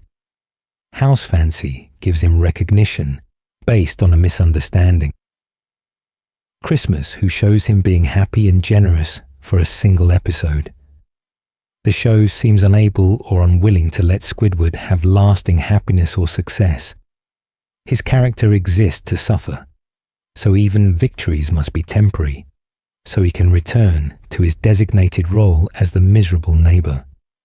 These destroyed moments of hope create a tragic pattern where Squidward is punished for trying to improve his situation. When he attempts to move to a better neighborhood, it backfires. When he tries to teach art, it ends in disaster. When he competes for Employee of the Month, he loses. When he organizes a talent show, he gets booed, and the message becomes clear. Stay in your place, accept your lot. Don't try to rise above your station. The universe has decided what Squidward's life will be, and any attempt to change it will be crushed. The accumulation of these destroyed hopes over hundreds of episodes creates a character who has given up on himself in many ways. He still pursues art and culture, but with the expectation that nothing will come of it. He still shows up to work, but without hoping for promotion or improvement. He still exists in his house, but without believing his neighbors will ever leave him alone. Each destroyed hope adds another layer of resignation, another reason to expect the worst, another piece of evidence that he's trapped forever. For viewers who relate to Squidward, these moments hit particularly hard because they mirror real life. Everyone has experienced getting their hopes up only to have them crushed. Everyone knows what it's like to try hard and fail anyway. Everyone understands the pain of temporary success that doesn't last. Squidward's pattern of destroyed hope is painfully relatable, which is why watching it happen repeatedly in a cartoon about talking sea creatures can feel genuinely sad. We're watching someone learn to stop hoping, and that's one of the saddest things the show does to him. Mental health and depression, the slow psychological breakdown. If we examine Squidward's behavior through the lens of mental health, what we see is deeply concerning. His symptoms align with major depressive disorder, social isolation, possible anxiety disorder, among potentially other mental health issues that have gone undiagnosed and untreated for what appears to be decades. The show plays his psychological suffering for comedy, but the underlying reality is a character in genuine mental distress with no support system or access to help. The episode Are You Happy Now provides the most explicit examination of Squidward's mental state. When SpongeBob asks him about his happiest memory, his mind literally shows TV static and color bars. There's nothing there. He can't recall a single truly happy moment in his entire life. This revelation triggers a depressive episode so severe that he doesn't leave his house for 2 weeks, as indicated by the time card in the episode. He stops bathing, stops cleaning, stops taking care of himself in any way. His house becomes dark and cluttered, reflecting his internal state. The show includes imagery that looks like suicide attempts. Squidward with his head in an oven. Squidward throwing a rope over a ceiling beam. These turn out to be misdirections. He's actually baking brownies and hanging a bird cage. But the visual language is unmistakable and deeply disturbing for a children's cartoon. The fact that the show's creators chose to include these fake-out scenes suggests they were deliberately playing with very dark themes, even if pulling back from explicitly depicting suicidal behavior. During this depressive period, Squidward grows a beard of sorrow, a visual shorthand for giving up on personal grooming and self-care. He tells his house, "Hello, misery, I'm home," when he returns, personifying his depression as something he's greeting like an old companion. He says he might as well go to bed for 100 years, or asks to be woken when he's dead, showing passive suicidal ideation where he's not actively planning death, but expressing a wish not to be alive or conscious anymore. The fact that Squidward can't recall any happy memories is clinically significant. Depression doesn't just make people sad, it warps memory and perception, making it difficult to recall positive experiences. That Squidward's mind is literally blank when searching for happiness suggests severe long-term depression that has affected his cognitive functioning. This isn't just being grumpy or having a bad day. This is someone whose brain has been altered by chronic unhappiness to the point where positive memories are inaccessible or non-existent. During his depressive episodes, as Squidward exhibits multiple symptoms that align with clinical depression, he shows anhedonia, the inability to feel pleasure from activities he normally enjoys. He stops playing clarinet, stops creating art, stops engaging with the world. He demonstrates social withdrawal, refusing to answer his door or interact with others. He experiences hopelessness and despair, explicitly stating that he'll never be happy. He develops a beard of sorrow, symbolizing his lack of self-care. He talks about sleeping for 100 years or waking when he's dead, showing passive suicidal ideation. The show's treatment of these symptoms as comedy is uncomfortable. The fake-out suicide imagery walks a line between dark humor and genuinely disturbing content, and the fact that Squidward ultimately finds happiness through violent destruction of SpongeBob effigies suggests his joy comes only from expressing rage and aggression. Hardly a healthy coping mechanism. The episode ends with everything supposedly fine, but the underlying issues haven't been addressed. Squidward hasn't received therapy, medication, or any actual help for his depression. Beyond this one episode, signs of Squidward's poor mental health appear throughout the series. He frequently expresses wishes to die or be killed, though these are usually framed as dark humor. In Band Geeks, when he's nearly impaled by drumsticks after the disastrous first day of practice, he mutters, "Too bad that didn't kill me," expressing genuine disappointment at surviving. In Mermaid Man and Barnacle Boy 4, when he's been shrunk down, he asks if a certain height would be enough to kill him if he jumped. These comments are played for laughs in the moment, but they represent genuine suicidal ideation, even if not serious intent. Someone in good mental health doesn't constantly reference their own death as preferable to their current existence, even jokingly. His isolation is another red flag.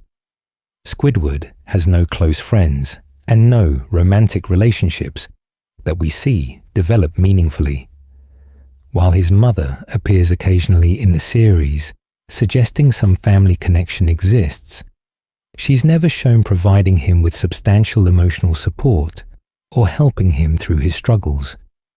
He interacts primarily with co-workers he dislikes and neighbors he can't stand. His social support system appears minimal or non-existent, leaving him largely alone with his misery. This isolation both results from and contributes to his depression. Humans are social creatures, and Squidward's limited meaningful connections are both a symptom of mental illness and a factor making it worse. His cynicism and negative thinking patterns align with depressive cognition. Squidward interprets neutral events negatively, expects the worst in every situation, and seems unable to maintain hope even when things temporarily improve. This isn't realism or intelligence. It's a cognitive distortion where the brain automatically assumes negative outcomes. Depression trains people to see the world through a dark lens, filtering out positive information and emphasizing negative interpretations. Squidward displays this pattern constantly.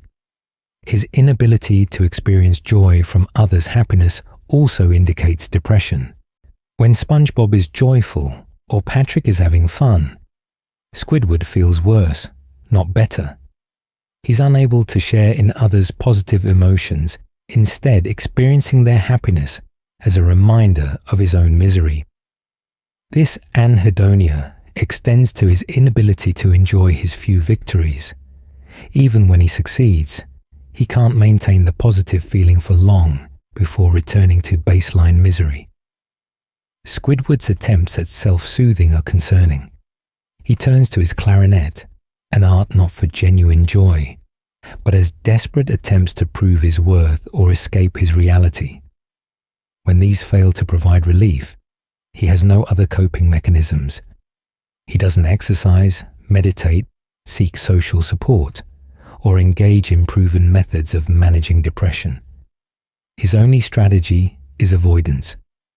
trying to shut out SpongeBob and Patrick, hiding in his house, withdrawing from the world. This approach doesn't work, leading to escalating frustration and worsening mental health. The fact that his depression is chronic rather than episodic is particularly concerning. Squidward doesn't have occasional bad days or periodic depressive episodes that resolve. He's consistently miserable across years of story time. His baseline is unhappiness, with occasional spikes into acute depression, like the one in Are You Happy Now? This chronic nature suggests untreated long-term depression that has become his permanent state of being. His narcissism and self-aggrandizement, when viewed through a mental health lens, might be defensive strategies against deep-seated inadequacy and low self-worth. People with fragile self-esteem sometimes develop grandiose self-images to protect themselves from feeling worthless. Squidward constantly asserts his superiority and talent because the alternative, accepting that he's mediocre or failed, would be psychologically devastating. His arrogance is armor, not genuine self-love. The show occasionally acknowledges that Squidward might need professional help. In some episodes, therapists and psychological services exist in Bikini Bottom, but Squidward never seeks treatment. This could reflect his pride, his belief that he's fine and everyone else is the problem, or his lack of access to mental health care. Given that Mr. Krabs likely doesn't provide health insurance, Squidward probably can't afford therapy, even if he wanted it. His mental illness goes untreated not just because he's in denial, but because the system has failed him. His emotional volatility is another symptom worth examining. See, Squidward swings from angry to despairing to briefly hopeful to rageful rapidly and unpredictably.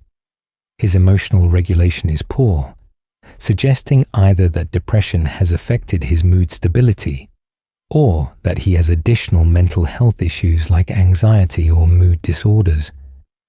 The emotional dysregulation makes his life even more difficult, as he can't maintain emotional stability even during relatively positive moments. The physical manifestations of his mental distress are also significant. Squidward frequently appears exhausted, moves slowly, and shows low energy, all physical symptoms of depression. His poor sleep is mentioned occasionally. His appetite seems irregular. Depression doesn't just affect the mind, it impacts the body, and Squidward shows multiple somatic symptoms that align with major depressive disorder. What makes Squidward's mental health situation particularly tragic is that it's completely untreated and unsupported. He's suffering from what appears to be severe chronic depression, but he has no access to treatment, no support system encouraging him to seek help, and no awareness that his suffering might be a medical condition rather than just his personality. He's left to manage serious mental illness entirely alone, which is impossible. You can't think your way out of clinical depression, can't logic yourself into feeling better, can't simply decide to be happier. Without treatment, Squidward will remain trapped in his depression indefinitely. The show's treatment of his mental health as comedy is troubling from a representation standpoint, and millions of viewers watch Squidward's obvious depression and suicidal ideation played for laughs. Children internalize that mental suffering is funny rather than serious. Adults see their own depression reflected in a character whose pain is mocked rather than addressed with compassion. The message becomes that people with mental illness are annoying grouches rather than suffering individuals who need help. If Squidward were a real person presenting with his symptoms, mental health professionals would likely identify several concerning patterns that align with diagnosable conditions. His persistent low mood, inability to experience pleasure, social withdrawal, and hopelessness all suggest major depressive disorder. His constant anxiety about work, catastrophic thinking patterns, for an inability to relax even when given opportunities could indicate generalized anxiety disorder. The chronic nature of his symptoms, lasting years rather than occurring in isolated episodes, might lead clinicians to consider dysthymia, a form of persistent depressive disorder. However, we should be cautious about definitively diagnosing a fictional cartoon character. What's more relevant is that Squidward exhibits behavioral and emotional patterns that real people struggling with mental illness would find deeply relatable. The show has created a character whose suffering, whether intentionally or not, mirrors genuine psychological distress in ways that resonate with viewers who've experienced depression, anxiety, or chronic dissatisfaction with their circumstances. The accumulation of factors maintaining his depression creates a nearly impossible situation. His terrible job feeds his depression. His depression makes him perform poorly at work. His poor performance ensures he stays trapped in the terrible job. His neighbors contribute to his stress. His stress makes him more irritable toward his neighbors. His irritability makes his relationship with them worse. His artistic failures damage his self-worth. His damaged self-worth makes him less able to create successful art. Every aspect of his life feeds into every other aspect, creating a reinforcing cycle of misery with no escape path visible. Squidward's mental health situation represents something deeply sad about how society treats mental illness, particularly in working-class individuals without resources. He's clearly suffering, clearly needs help, clearly unable to improve his situation alone. But the systems that could help him don't exist or aren't accessible to him. His employer doesn't care about his well-being. His community doesn't recognize his distress. His healthcare system, if it exists, is out of reach. He's left to suffer alone, his mental illness becoming both the cause and effect of his terrible life circumstances, with no intervention or support in sight. The physical toll. A catalogue of suffering and injury. Beyond the psychological torture, Squidward endures an extraordinary amount of physical suffering throughout the series. His body has been destroyed, damaged, and violated in ways that, while played for comedy through cartoon physics, represent genuine trauma and pain if we consider them seriously. The frequency and severity of these injuries paint a picture of someone whose physical existence is as tormented as his psychological state. Squidward's face takes particularly brutal abuse. His nose, his most prominent feature, gets injured constantly. It's been crushed, stretched, flattened, exploded, and destroyed in countless episodes. In one memorable scene, his toenail gets graphically ripped off in House Fancy, a moment so disturbing that it's become infamous among fans. The camera lingers on the injury, showing blood and exposed flesh in detail that's shocking for a children's show. Squidward's screams of agony are genuinely distressing, and the injury happens due to furniture crushing his foot, a preventable accident caused by trying to help SpongeBob. He's been burned multiple times, often through no fault of his own. The Krusty Krab security system sets him on fire repeatedly in just one bite, roasting him when he tries to enter the restaurant at night. Instead of being designed to incapacitate intruders humanely, the system apparently uses flamethrowers and gasoline, leaving Squidward charred and smoking. He walks it off because cartoon logic requires it, but real burns of that severity would cause permanent scarring and potentially death.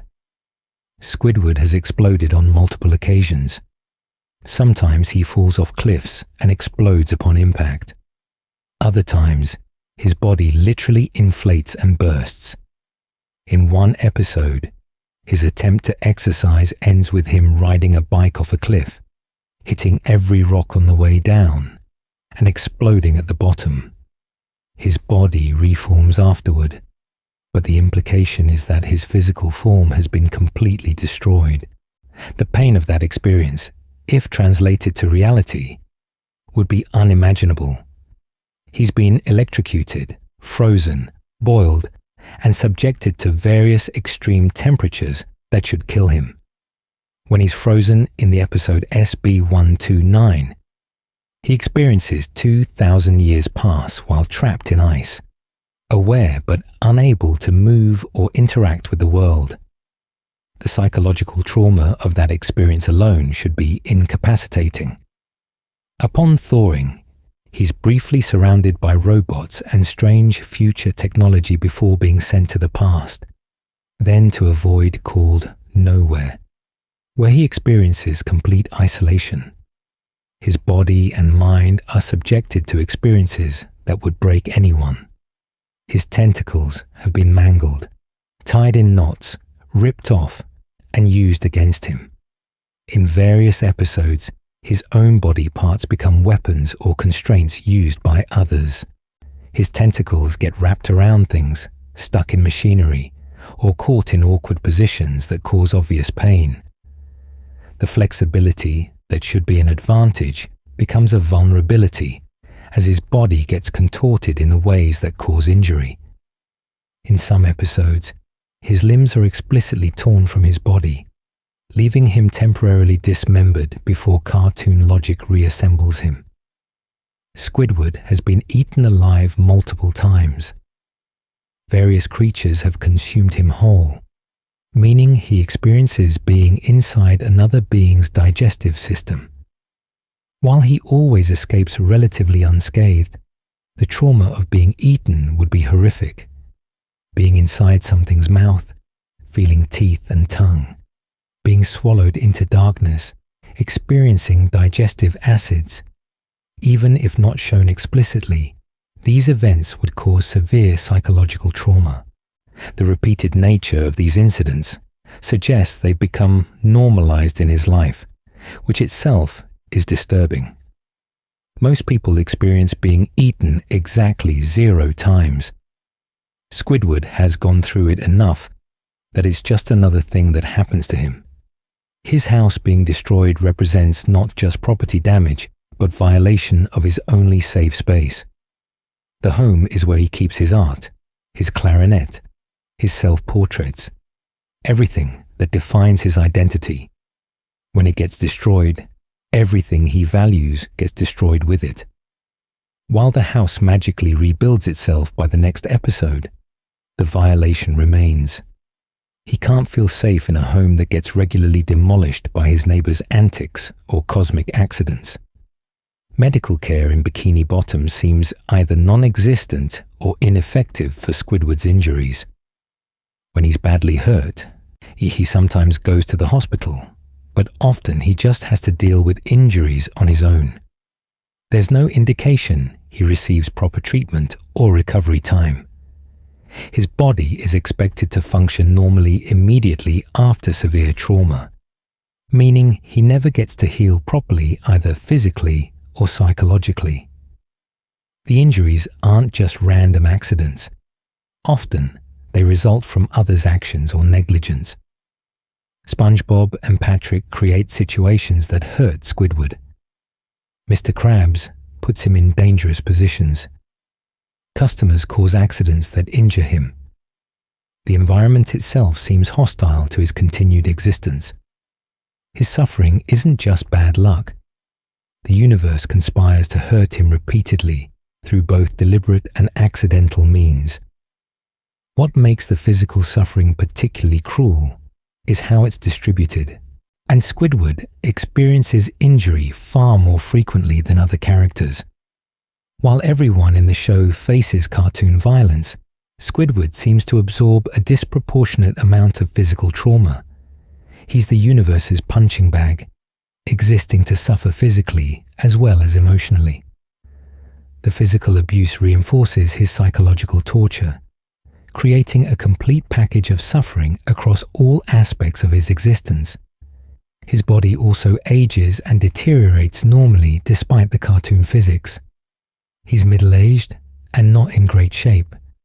His body can't handle physical stress as well as younger, more athletic characters. When he attempts exercise or physical activity, he fails spectacularly and often gets hurt in the process. His physical limitations remind him that he's not young anymore, that his body is declining, and that he can't do things he might have done years ago. The lack of any lasting damage from these injuries could be read two ways. Optimistically, cartoon physics means he doesn't actually suffer permanent harm. Pessimistically, his inability to die or be permanently damaged means he's trapped in a body that can be destroyed repeatedly with no escape through death or disability. He can't even use severe injury as an exit from his terrible life. He just keeps regenerating back to his baseline state, ready to be hurt again. Some injuries are specifically designed to target his dignity. Pants ripped off in public, face pressed into dirty surfaces, body contorted into humiliating positions. These aren't just painful, but degrading. The physical suffering comes with psychological humiliation, compounding the trauma. He's not just hurt, he's embarrassed, mocked, and demeaned through his injuries. The frequency of injury has probably affected how Squidward experiences pain. After years of constant physical trauma, he's likely developed some psychological numbing or pain tolerance. Things that should cause him to scream barely register. He walks off injuries that should hospitalize him. This numbness isn't a superpower, it's trauma response. His body and mind have adapted to constant pain by becoming somewhat numb to it, which is its own form of damage. His physical suffering also impacts his ability to pursue his art. Damaged tentacles make playing clarinet harder. Injuries that cause pain or limit mobility make painting and sculpting difficult. His body being regularly destroyed means he can't maintain the physical health needed for consistent artistic practice. The physical toll of his existence undermines his ability to do the one thing that gives his life meaning. The show rarely acknowledges the cumulative effect of all this physical trauma. Each episode treats injuries as isolated incidents that don't carry over to the next week. But if we consider his existence as a continuous experience, Squidward lives with chronic pain, healing injuries, traumatic memories of past physical suffering, and anxiety about future injuries. His body has become a site of trauma, not just a vessel for his consciousness, but a source of ongoing suffering. What's particularly dark is that nobody cares about his injuries. When he's hurt, others either laugh, ignore it, or blame him for getting injured. There's no sympathy, no medical attention, no compensation for injuries caused by others' negligence, when he's expected to simply recover and return to normal function immediately, regardless of how badly he's been hurt. His physical suffering is considered irrelevant or funny, never something deserving of concern or care.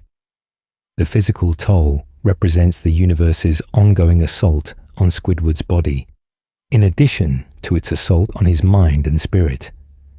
He can't escape into physical health when his mental health is suffering.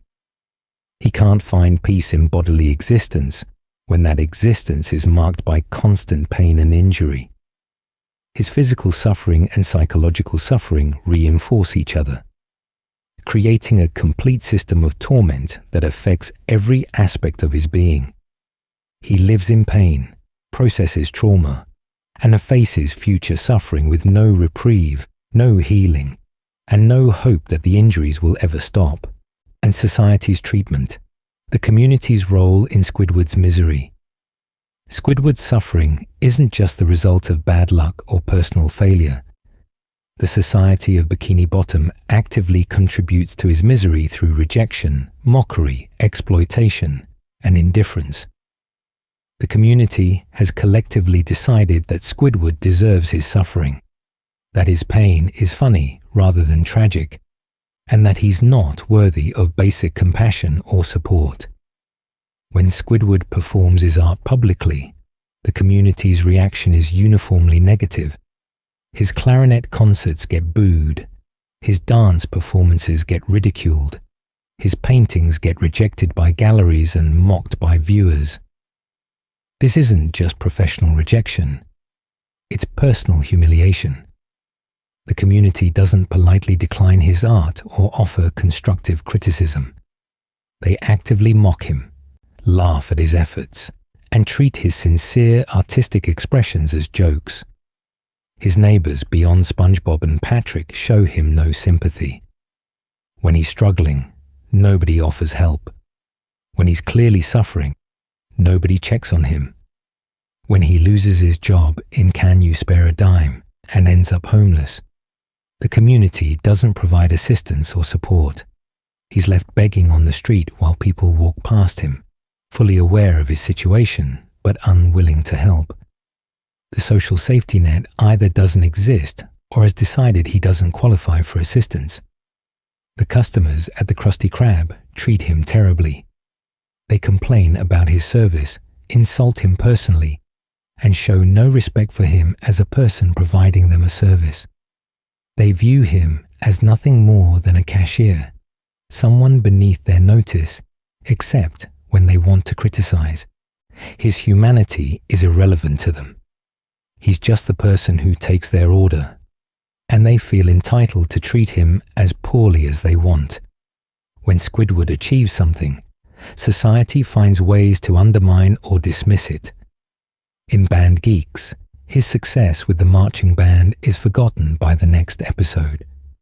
In House Fancy, his recognition comes from a misunderstanding rather than genuine appreciation.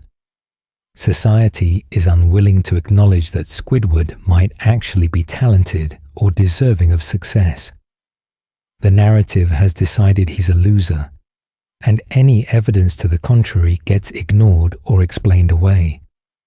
The community also actively rewards the behaviors and people that make Squidward's life worse. SpongeBob gets Employee of the Month repeatedly, praised for behavior that Squidward finds annoying and childish. And Patrick's stupidity is accepted and accommodated rather than addressed or corrected. The values that Squidward holds, sophistication, culture, intelligence, are devalued, while the traits he dislikes are celebrated. Society has decided that being like SpongeBob is correct and being like Squidward is wrong. Law enforcement and authority figures offer Squidward no protection or justice. When he's the victim of property damage, nobody compensates him. When he's assaulted or injured by others, there are no consequences for the perpetrators. When he tries to use legal systems to establish boundaries with SpongeBob and Patrick, the systems fail him or punish him instead. Society's mechanisms for protection and justice don't extend to Squidward. His economic situation is also a result of societal structure. Bikini Bottom apparently has no job opportunities for someone with Squidward's skills and interests. There's no art scene, no music community, no cultural institutions that would employ someone like him. The economy values fast food workers and manual laborers, not artists and intellectuals. Society has structured itself in ways that ensure people like Squidward will struggle, while people like Mr. Krabs prosper. The community's treatment of Squidward also involves active scapegoating. When things go wrong, he's often blamed even when he's not responsible. When problems arise, he's the convenient target. Society needs someone to be the loser, the failure, the person everyone else can feel superior to, and Squidward fills that role. His suffering serves a social function, allowing others to feel better about their own lives by comparison. Educational institutions failed him as well. He apparently received some art education, but wasn't provided realistic career counseling or preparation for the job market. He was trained in skills that society doesn't value, given dreams that were unrealistic, and sent into a world that had no use for what he learned. The educational system set him up for failure by not being honest about what kind of life his chosen path would lead to. Healthcare in Bikini Bottom either doesn't exist or isn't accessible to someone in Squidward's economic position. He shows clear signs of depression and other mental health issues, but never receives treatment. He suffers physical injuries, but doesn't seem to have access to adequate medical care.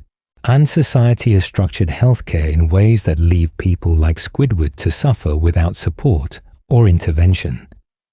The media in Bikini Bottom also contributes to his suffering.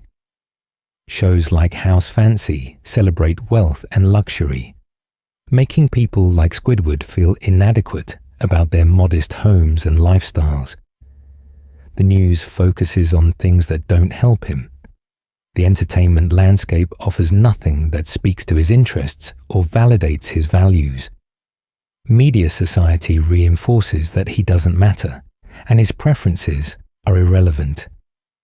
Social services are notably absent when Squidward needs them. When he's homeless, there's no shelter system. When he's unemployed, there's no unemployment benefits. When he's clearly struggling, there's no social workers checking on him.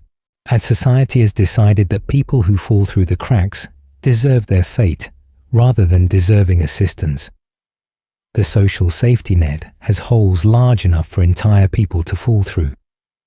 The community also practices collective gaslighting regarding Squidward's legitimate complaints. When he objects to SpongeBob and Patrick's behavior, he's portrayed as being unreasonable. When he demands basic respect at work, he's seen as difficult. When he requests normal boundaries, he's treated like he's being uptight. Society refuses to validate his entirely reasonable needs and preferences, making him feel like he's the problem when his complaints are actually justified. Cultural values in Bikini Bottom specifically contradict Squidward's worldview. The community values simplicity over sophistication, enthusiasm over restraint, but physical comedy over intellectual humor. Everything Squidward represents is coded as bad, while everything he dislikes is coded as good. Society has decided that his entire value system is wrong, leaving him culturally homeless in his own community. The wealth inequality is also significant. Squilliam has massive wealth while Squidward struggles to pay rent. Mr. Krabs hoards money while paying his employees minimum wage.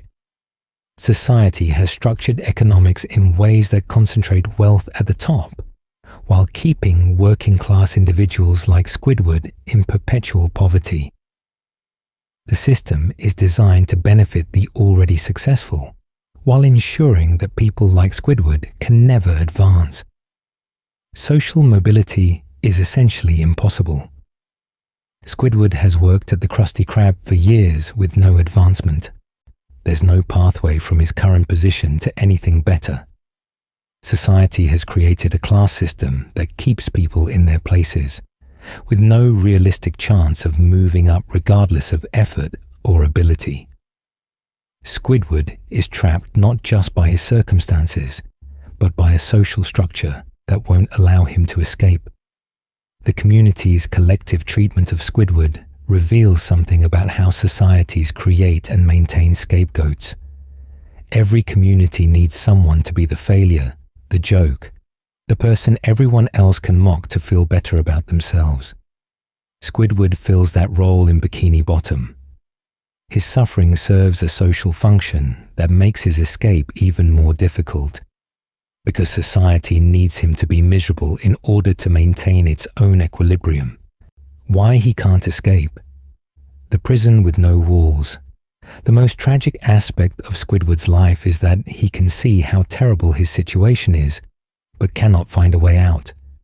He's fully aware of his misery, understands that he deserves better, and yet remains trapped year after year with no path to improvement.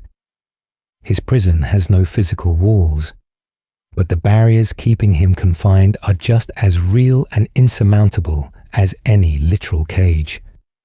Financial dependence is the most obvious trap. Squidward lives paycheck to paycheck in a modest home with few savings.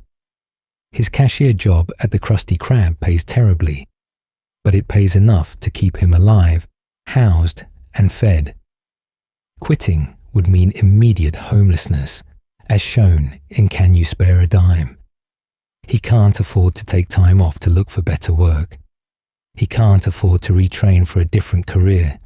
He can't afford the risk of unemployment. His need for basic survival forces him to continue working a job that makes him miserable. The lack of alternative employment options compounds his financial trap. Bikini Bottom apparently has no jobs available that would suit his skills and interests. There's no orchestra to play in, no art galleries to work at, no schools hiring art teachers. The economy doesn't need what Squidward offers. His years as a cashier, and given that he predates SpongeBob's employment, it's been a considerable amount of time, have given him no transferable skills that employers value. He's overqualified for minimum wage positions, but underqualified for anything better. His resume is essentially a death sentence for career advancement. His age works against him. Squidward is middle-aged, making him less attractive to employers who prefer younger, cheaper workers. Starting over in a new career path at his age would require time and money he doesn't have. The optimistic window for dramatic life changes has closed. He's past the point where taking risks feels possible or advisable. The weight of years spent pursuing his current path makes changing direction feel impossible. Psychological factors also trap him. Years of rejection and failure have damaged his confidence and sense of self-efficacy. He's learned that trying leads to humiliation, that hoping leads to disappointment, that effort produces no results. This learned helplessness makes him unable to take actions that might improve his situation. Why try when trying has consistently failed? Why hope when hope has led only to pain? Now his psychological state has adapted to captivity by becoming unable to imagine escape. His artistic identity both motivates and traps him. If he accepted that he's not actually a talented artist, he could potentially find peace in other pursuits or identities. But admitting that his life's passion was based on delusion would shatter his entire sense of self. He can't abandon his artistic dreams without losing his identity, but pursuing those dreams keeps him trapped in failure. The very thing that gives his life meaning prevents him from finding other sources of meaning that might actually bring satisfaction. Social isolation means he has no network to help him escape. People change jobs through connections, recommendations, and networking. Squidward has none of that. He has no friends who could refer him to better positions. He has no mentors who could guide him toward new opportunities. While his mother exists in the series, she's never shown providing meaningful support or resources to help him change his circumstances. His co-workers are either exploiting him or annoying him. He's largely alone in trying to navigate toward a better life, with minimal support system to help him succeed. His location is also a trap. Bikini Bottom is where his job and house are located. Moving to a different city would require resources he doesn't have and opportunities he can't identify. The wider world might offer more possibilities, but accessing those possibilities requires escaping his current situation, which requires resources he can only get by staying where he is. It's a catch-22 with no solution. His responsibilities and commitments keep him anchored, and he has a mortgage or rent on his house. He has bills to pay. He has obligations that require consistent income. Walking away from his current life would mean defaulting on these responsibilities, potentially destroying his credit and making future stability impossible. He's trapped by the very things that should provide security: housing, financial obligations, basic needs. The structure of his existence allows no space for change. Working full-time leaves him exhausted, with no energy for job searching, networking, skill development, or any activities that might lead to escape. His days are consumed by work and recovery from work. His free time is limited and generally spent on his art or recovering from his neighbors. There's literally no time in his schedule for the kind of sustained effort that changing his life would require. His pride and ego also contribute to his imprisonment. Admitting he needs help would damage his self-image as a sophisticated, capable individual. Accepting that he can't solve his problems alone would require acknowledging weakness. Asking for assistance would mean exposing his vulnerability to people he considers beneath him intellectually. His arrogance, while defensive, prevents him from taking actions that might actually help him escape by making it impossible to admit he needs help. The sunk cost fallacy traps him as well. He's invested years, many years, at the Krusty Krab. Walking away now means those years were wasted. Changing careers means admitting his choices were wrong. Starting over means acknowledging that his entire adult life was spent pursuing dead ends. The more time he invests in his current path, the harder it becomes to change direction, because the investment keeps growing. Systemic issues beyond his control create barriers he can't overcome. The economy doesn't value artists. The job market has no positions for people with his skills. The social structure favors the already successful. Healthcare is inaccessible. Education is expensive. Every system that should help people improve their situation has failed or excluded him. Individual effort can't overcome structural disadvantages. These systemic barriers operate at multiple levels simultaneously. At the economic level, wealth concentration means that people like Mr. Krabs hoard resources while workers like Squidward struggle. The art market favors commercial work over personal expression, leaving serious artists unable to support themselves. And the housing market requires stable employment, but jobs rarely provide stability or adequate wages. The healthcare system ties insurance to employment, making it dangerous to quit jobs even when they're destroying your health. Each system independently creates obstacles, but together they form a nearly impenetrable web that traps people in their current circumstances. At the educational level, the system failed Squidward by training him for careers that don't exist or don't pay livable wages. If he received formal art education, he likely went into debt for training that the market doesn't value. If he didn't receive formal training, he lacks the credentials needed for teaching positions or other stable art-related work. Either way, the educational system didn't prepare him for the reality he'd face, leaving him with neither marketable skills nor realistic expectations about his career prospects.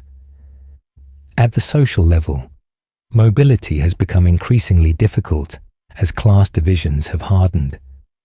People born into wealth or with family connections have opportunities that Squidward, presumably from a working-class background, never had access to. The myth of meritocracy, that talent and hard work determine success, becomes cruel when you're talented and hardworking, but still failing because the system is rigged in favor of those with existing advantages.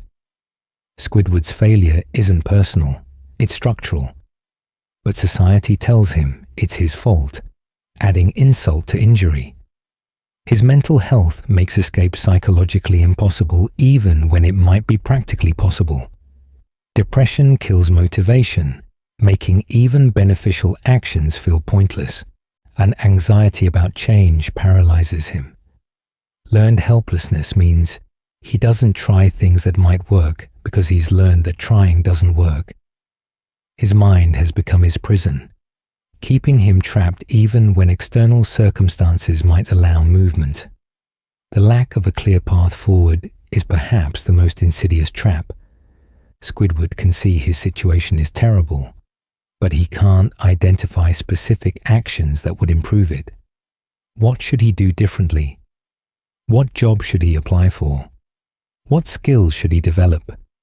What changes would actually help?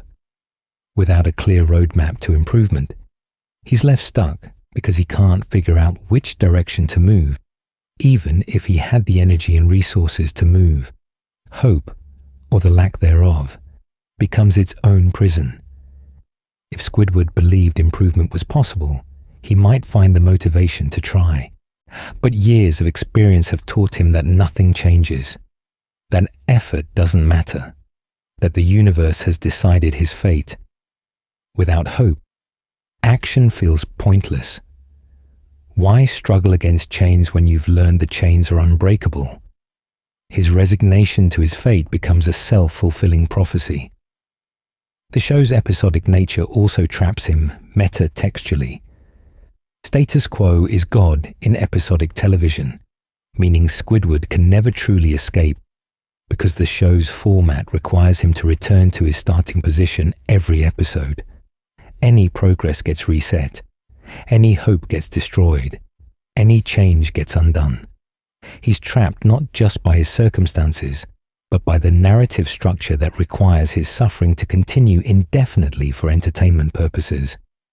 The combination of financial, psychological, social, and systemic barriers creates a prison that feels inescapable, because it essentially is inescapable.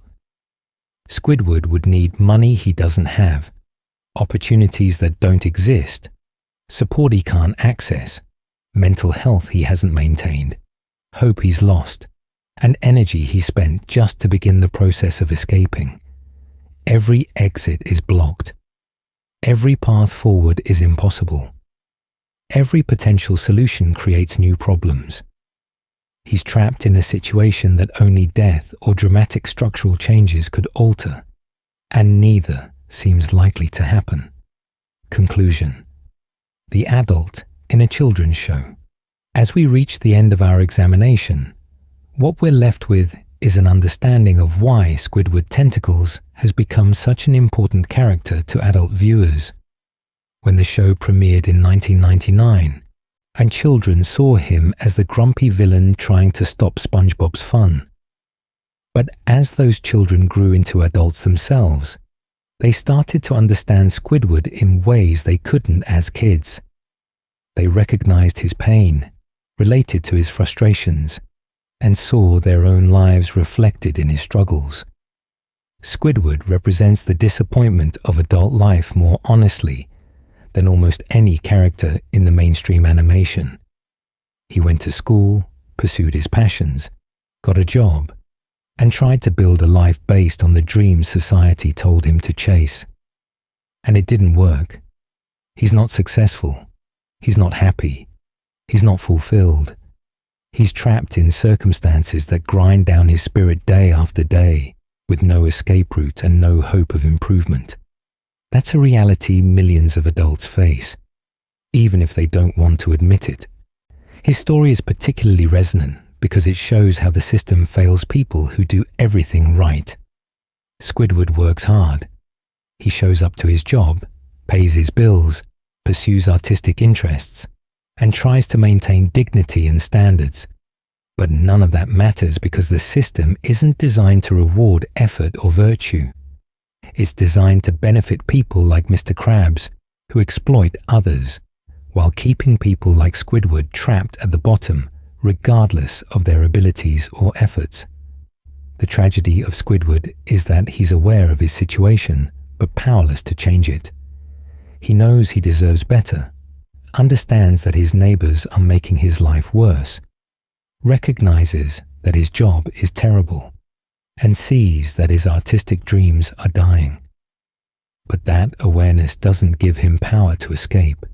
If anything, hindsight makes his situation worse because he can't even have the comfort of ignorance. He suffers while fully understanding his suffering, which might be the cruelest fate of all. What makes Squidward's character brilliant is how the show manages to make him both pitiable and unsympathetic. Yes, he suffers terribly and deserves compassion, but he's also rude, arrogant, selfish, and cruel. He treats SpongeBob badly, insults his co-workers, snaps at customers, and generally behaves like an unpleasant person. The show forces us to hold two truths simultaneously. Squidward's suffering is real and unjust, and Squidward's personality makes him difficult to help or sympathize with fully. This complexity reflects reality in ways that simple hero and villain narratives don't. Real people who are suffering often develop unpleasant personalities as a result. Depression makes you irritable. Chronic stress makes you short-tempered. Ongoing frustration makes you cynical and mean. Squidward isn't suffering despite being unpleasant. His unpleasantness is a symptom of his suffering. Understanding this nuance makes him a more realistic and ultimately more tragic character. The show also uses Squidward to explore class consciousness and worker exploitation in ways that children's entertainment rarely addresses. Mr. Krabs represents capital, extracting maximum value from workers while paying minimum wages. Squidward represents labor, selling his time and effort for barely enough to survive. The exploitation is obvious once you see it, and Squidward's awareness of being exploited while being powerless to stop it mirrors the experience of millions of workers worldwide. His relationship with art and culture also touches on something important about how capitalism treats creativity. Society tells people to pursue their passions, to follow their dreams, to prioritize artistic fulfillment. But then the economy has no space for most artists. No way to compensate creative labor, no structure to support people whose skills don't generate immediate profit. Squidward pursued his passion as he was told to do, and the result is poverty, failure, and misery. The system encouraged his dreams, then punished him for having them. SpongeBob SquarePants is often dismissed as children's entertainment without serious themes. But Squidward's character proves otherwise. Through his story, the show explores depression, economic anxiety, artistic failure, social isolation, workplace exploitation, and the gap between dreams and reality. These are serious adult themes wrapped in cartoon absurdity, making them palatable and even entertaining while still conveying genuine emotional truth. The reason Squidward resonates with adult viewers is that most adults have experienced some version of his struggles. Maybe not all of them simultaneously, or to the same extreme degree. But everyone knows what it's like to feel trapped in a bad job. Everyone understands having difficult neighbors or co-workers. Everyone has experienced their dreams failing to materialize. Everyone has felt that life isn't working out as they hoped. Squidward is us, or at least the version of us we fear becoming. And what's particularly painful is that Squidward represents not just current adult struggles, but future fears. Young adults watching the show see a preview of where life might lead if things go wrong. Middle-aged viewers see a reflection of where they've ended up. Everyone sees a possible future or present that they desperately want to avoid or escape. He's a warning about what happens when dreams die and circumstances trap you. The show never offers solutions to Squidward's problems because there aren't easy solutions. He can't just be more positive, can't just work harder, can't just chase his dreams more enthusiastically. His problems are structural, systemic, and psychological in ways that require massive changes he can't create alone.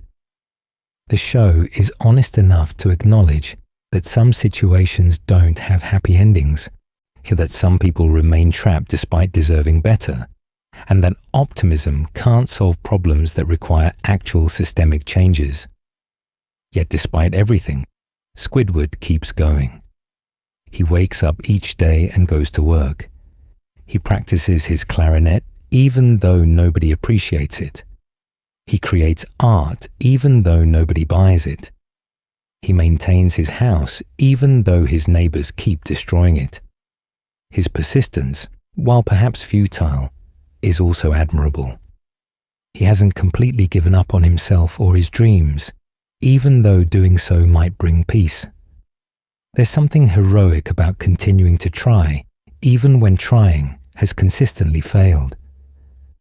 The character of Squidward Tentacles has evolved from a simple comic foil into one of television's most complex portraits of adult disappointment and working-class struggle. He's become a cultural touchstone, with phrases like bold and brash, and images of his various expressions becoming memes that communicate feelings of frustration, despair, and exhaustion. His cultural impact suggests that his struggles resonate widely, that millions of people see their own experiences reflected in this cartoon octopus. Squidward memes have become shorthand for adult burnout and workplace dissatisfaction. Images of him looking dead-eyed at the register, sleeping at work, or expressing open disdain for his circumstances circulate widely on social media, shared by people who see their own work experiences reflected in his suffering. The couch Squidward meme, showing him lounging depressed after work, has become an icon of exhaustion and despair. These aren't just funny images. They're people using Squidward to express genuine feelings about their own lives that they might struggle to articulate otherwise. The character has also become emblematic of the millennial and Gen Z experience of economic anxiety and crushed dreams. Generations who were told they could achieve anything if they worked hard enough now find themselves in situations like Squidward's, overqualified for their jobs, underpaid, unable to afford homes or pursue their passions, trapped in systems that don't value what they have to offer. Squidward speaks to the gap between what they were promised, the American dream, success through effort, meaningful careers, and what they got, wage stagnation, student debt, gig economy exploitation, and the slow realization that the system was rigged against them from the start. His relatability extends across generations and demographics. Older viewers see in him the burnout that comes from years of working without advancement. Younger viewers see a preview of where they might end up if things don't change. Artists see their own struggles with creating work that nobody values. Service workers see their own exploitation by cheap employers. Everyone who's ever felt trapped, unappreciated, or like they're slowly dying inside can find something of themselves in Squidward. Understanding Squidward's tragic life doesn't make the show less funny. If anything, it makes the comedy richer and more bittersweet. We can laugh at his suffering while also feeling genuine empathy for his situation. We can recognize the absurdity while acknowledging the underlying truth. The show works on multiple levels, and entertaining children with visual gags while offering adults a surprisingly honest look at life's disappointments. In the end, Squidward matters because he tells a truth that entertainment often avoids. Sometimes life doesn't work out. Sometimes you do everything you're supposed to do and still end up miserable. Sometimes the gap between your dreams and reality is so vast that bridging it becomes impossible. Sometimes you're just trapped, and no amount of effort, optimism, or hope will free you. That's not a comforting message, but it's an honest one, and Squidward delivers it with a combination of dark humor and genuine pathos that makes him unforgettable. Squidward Tentacles isn't just a cartoon character. He's a mirror showing us who we might become, a warning about dreams that don't come true, and a reminder that behind every unpleasant person is often a story of pain and disappointment. his tragic life explained calmly becomes more than just an analysis of a television character. It becomes an exploration of adult disappointment, systemic failure, and the quiet desperation that marks so many lives in modern society. So the next time you watch SpongeBob SquarePants and see Squidward complaining about his neighbors, remember, he's not just being a grouch. He's expressing the frustration of someone trapped in a life he never wanted, pursuing dreams that never materialize, surrounded by people who make everything worse. His story is sad, not because it's fictional, but because it's real. Millions of people are living versions of Squidward's life right now, and the show has the courage to acknowledge that reality, even if wrapped in cartoon absurdity. And with that, we've explored the tragic life of Squidward Tentacles. If you enjoyed this deep dive into one of animation's most complex characters, make sure you're subscribed to the Cartoon Codex. We create comprehensive, thoughtful content examining the shows and characters that shaped our childhoods and continue to resonate as adults. Hit that subscribe button, ring the notification bell, and leave a comment sharing your thoughts on Squidward's character. Thanks for watching, and we'll see you in the next video.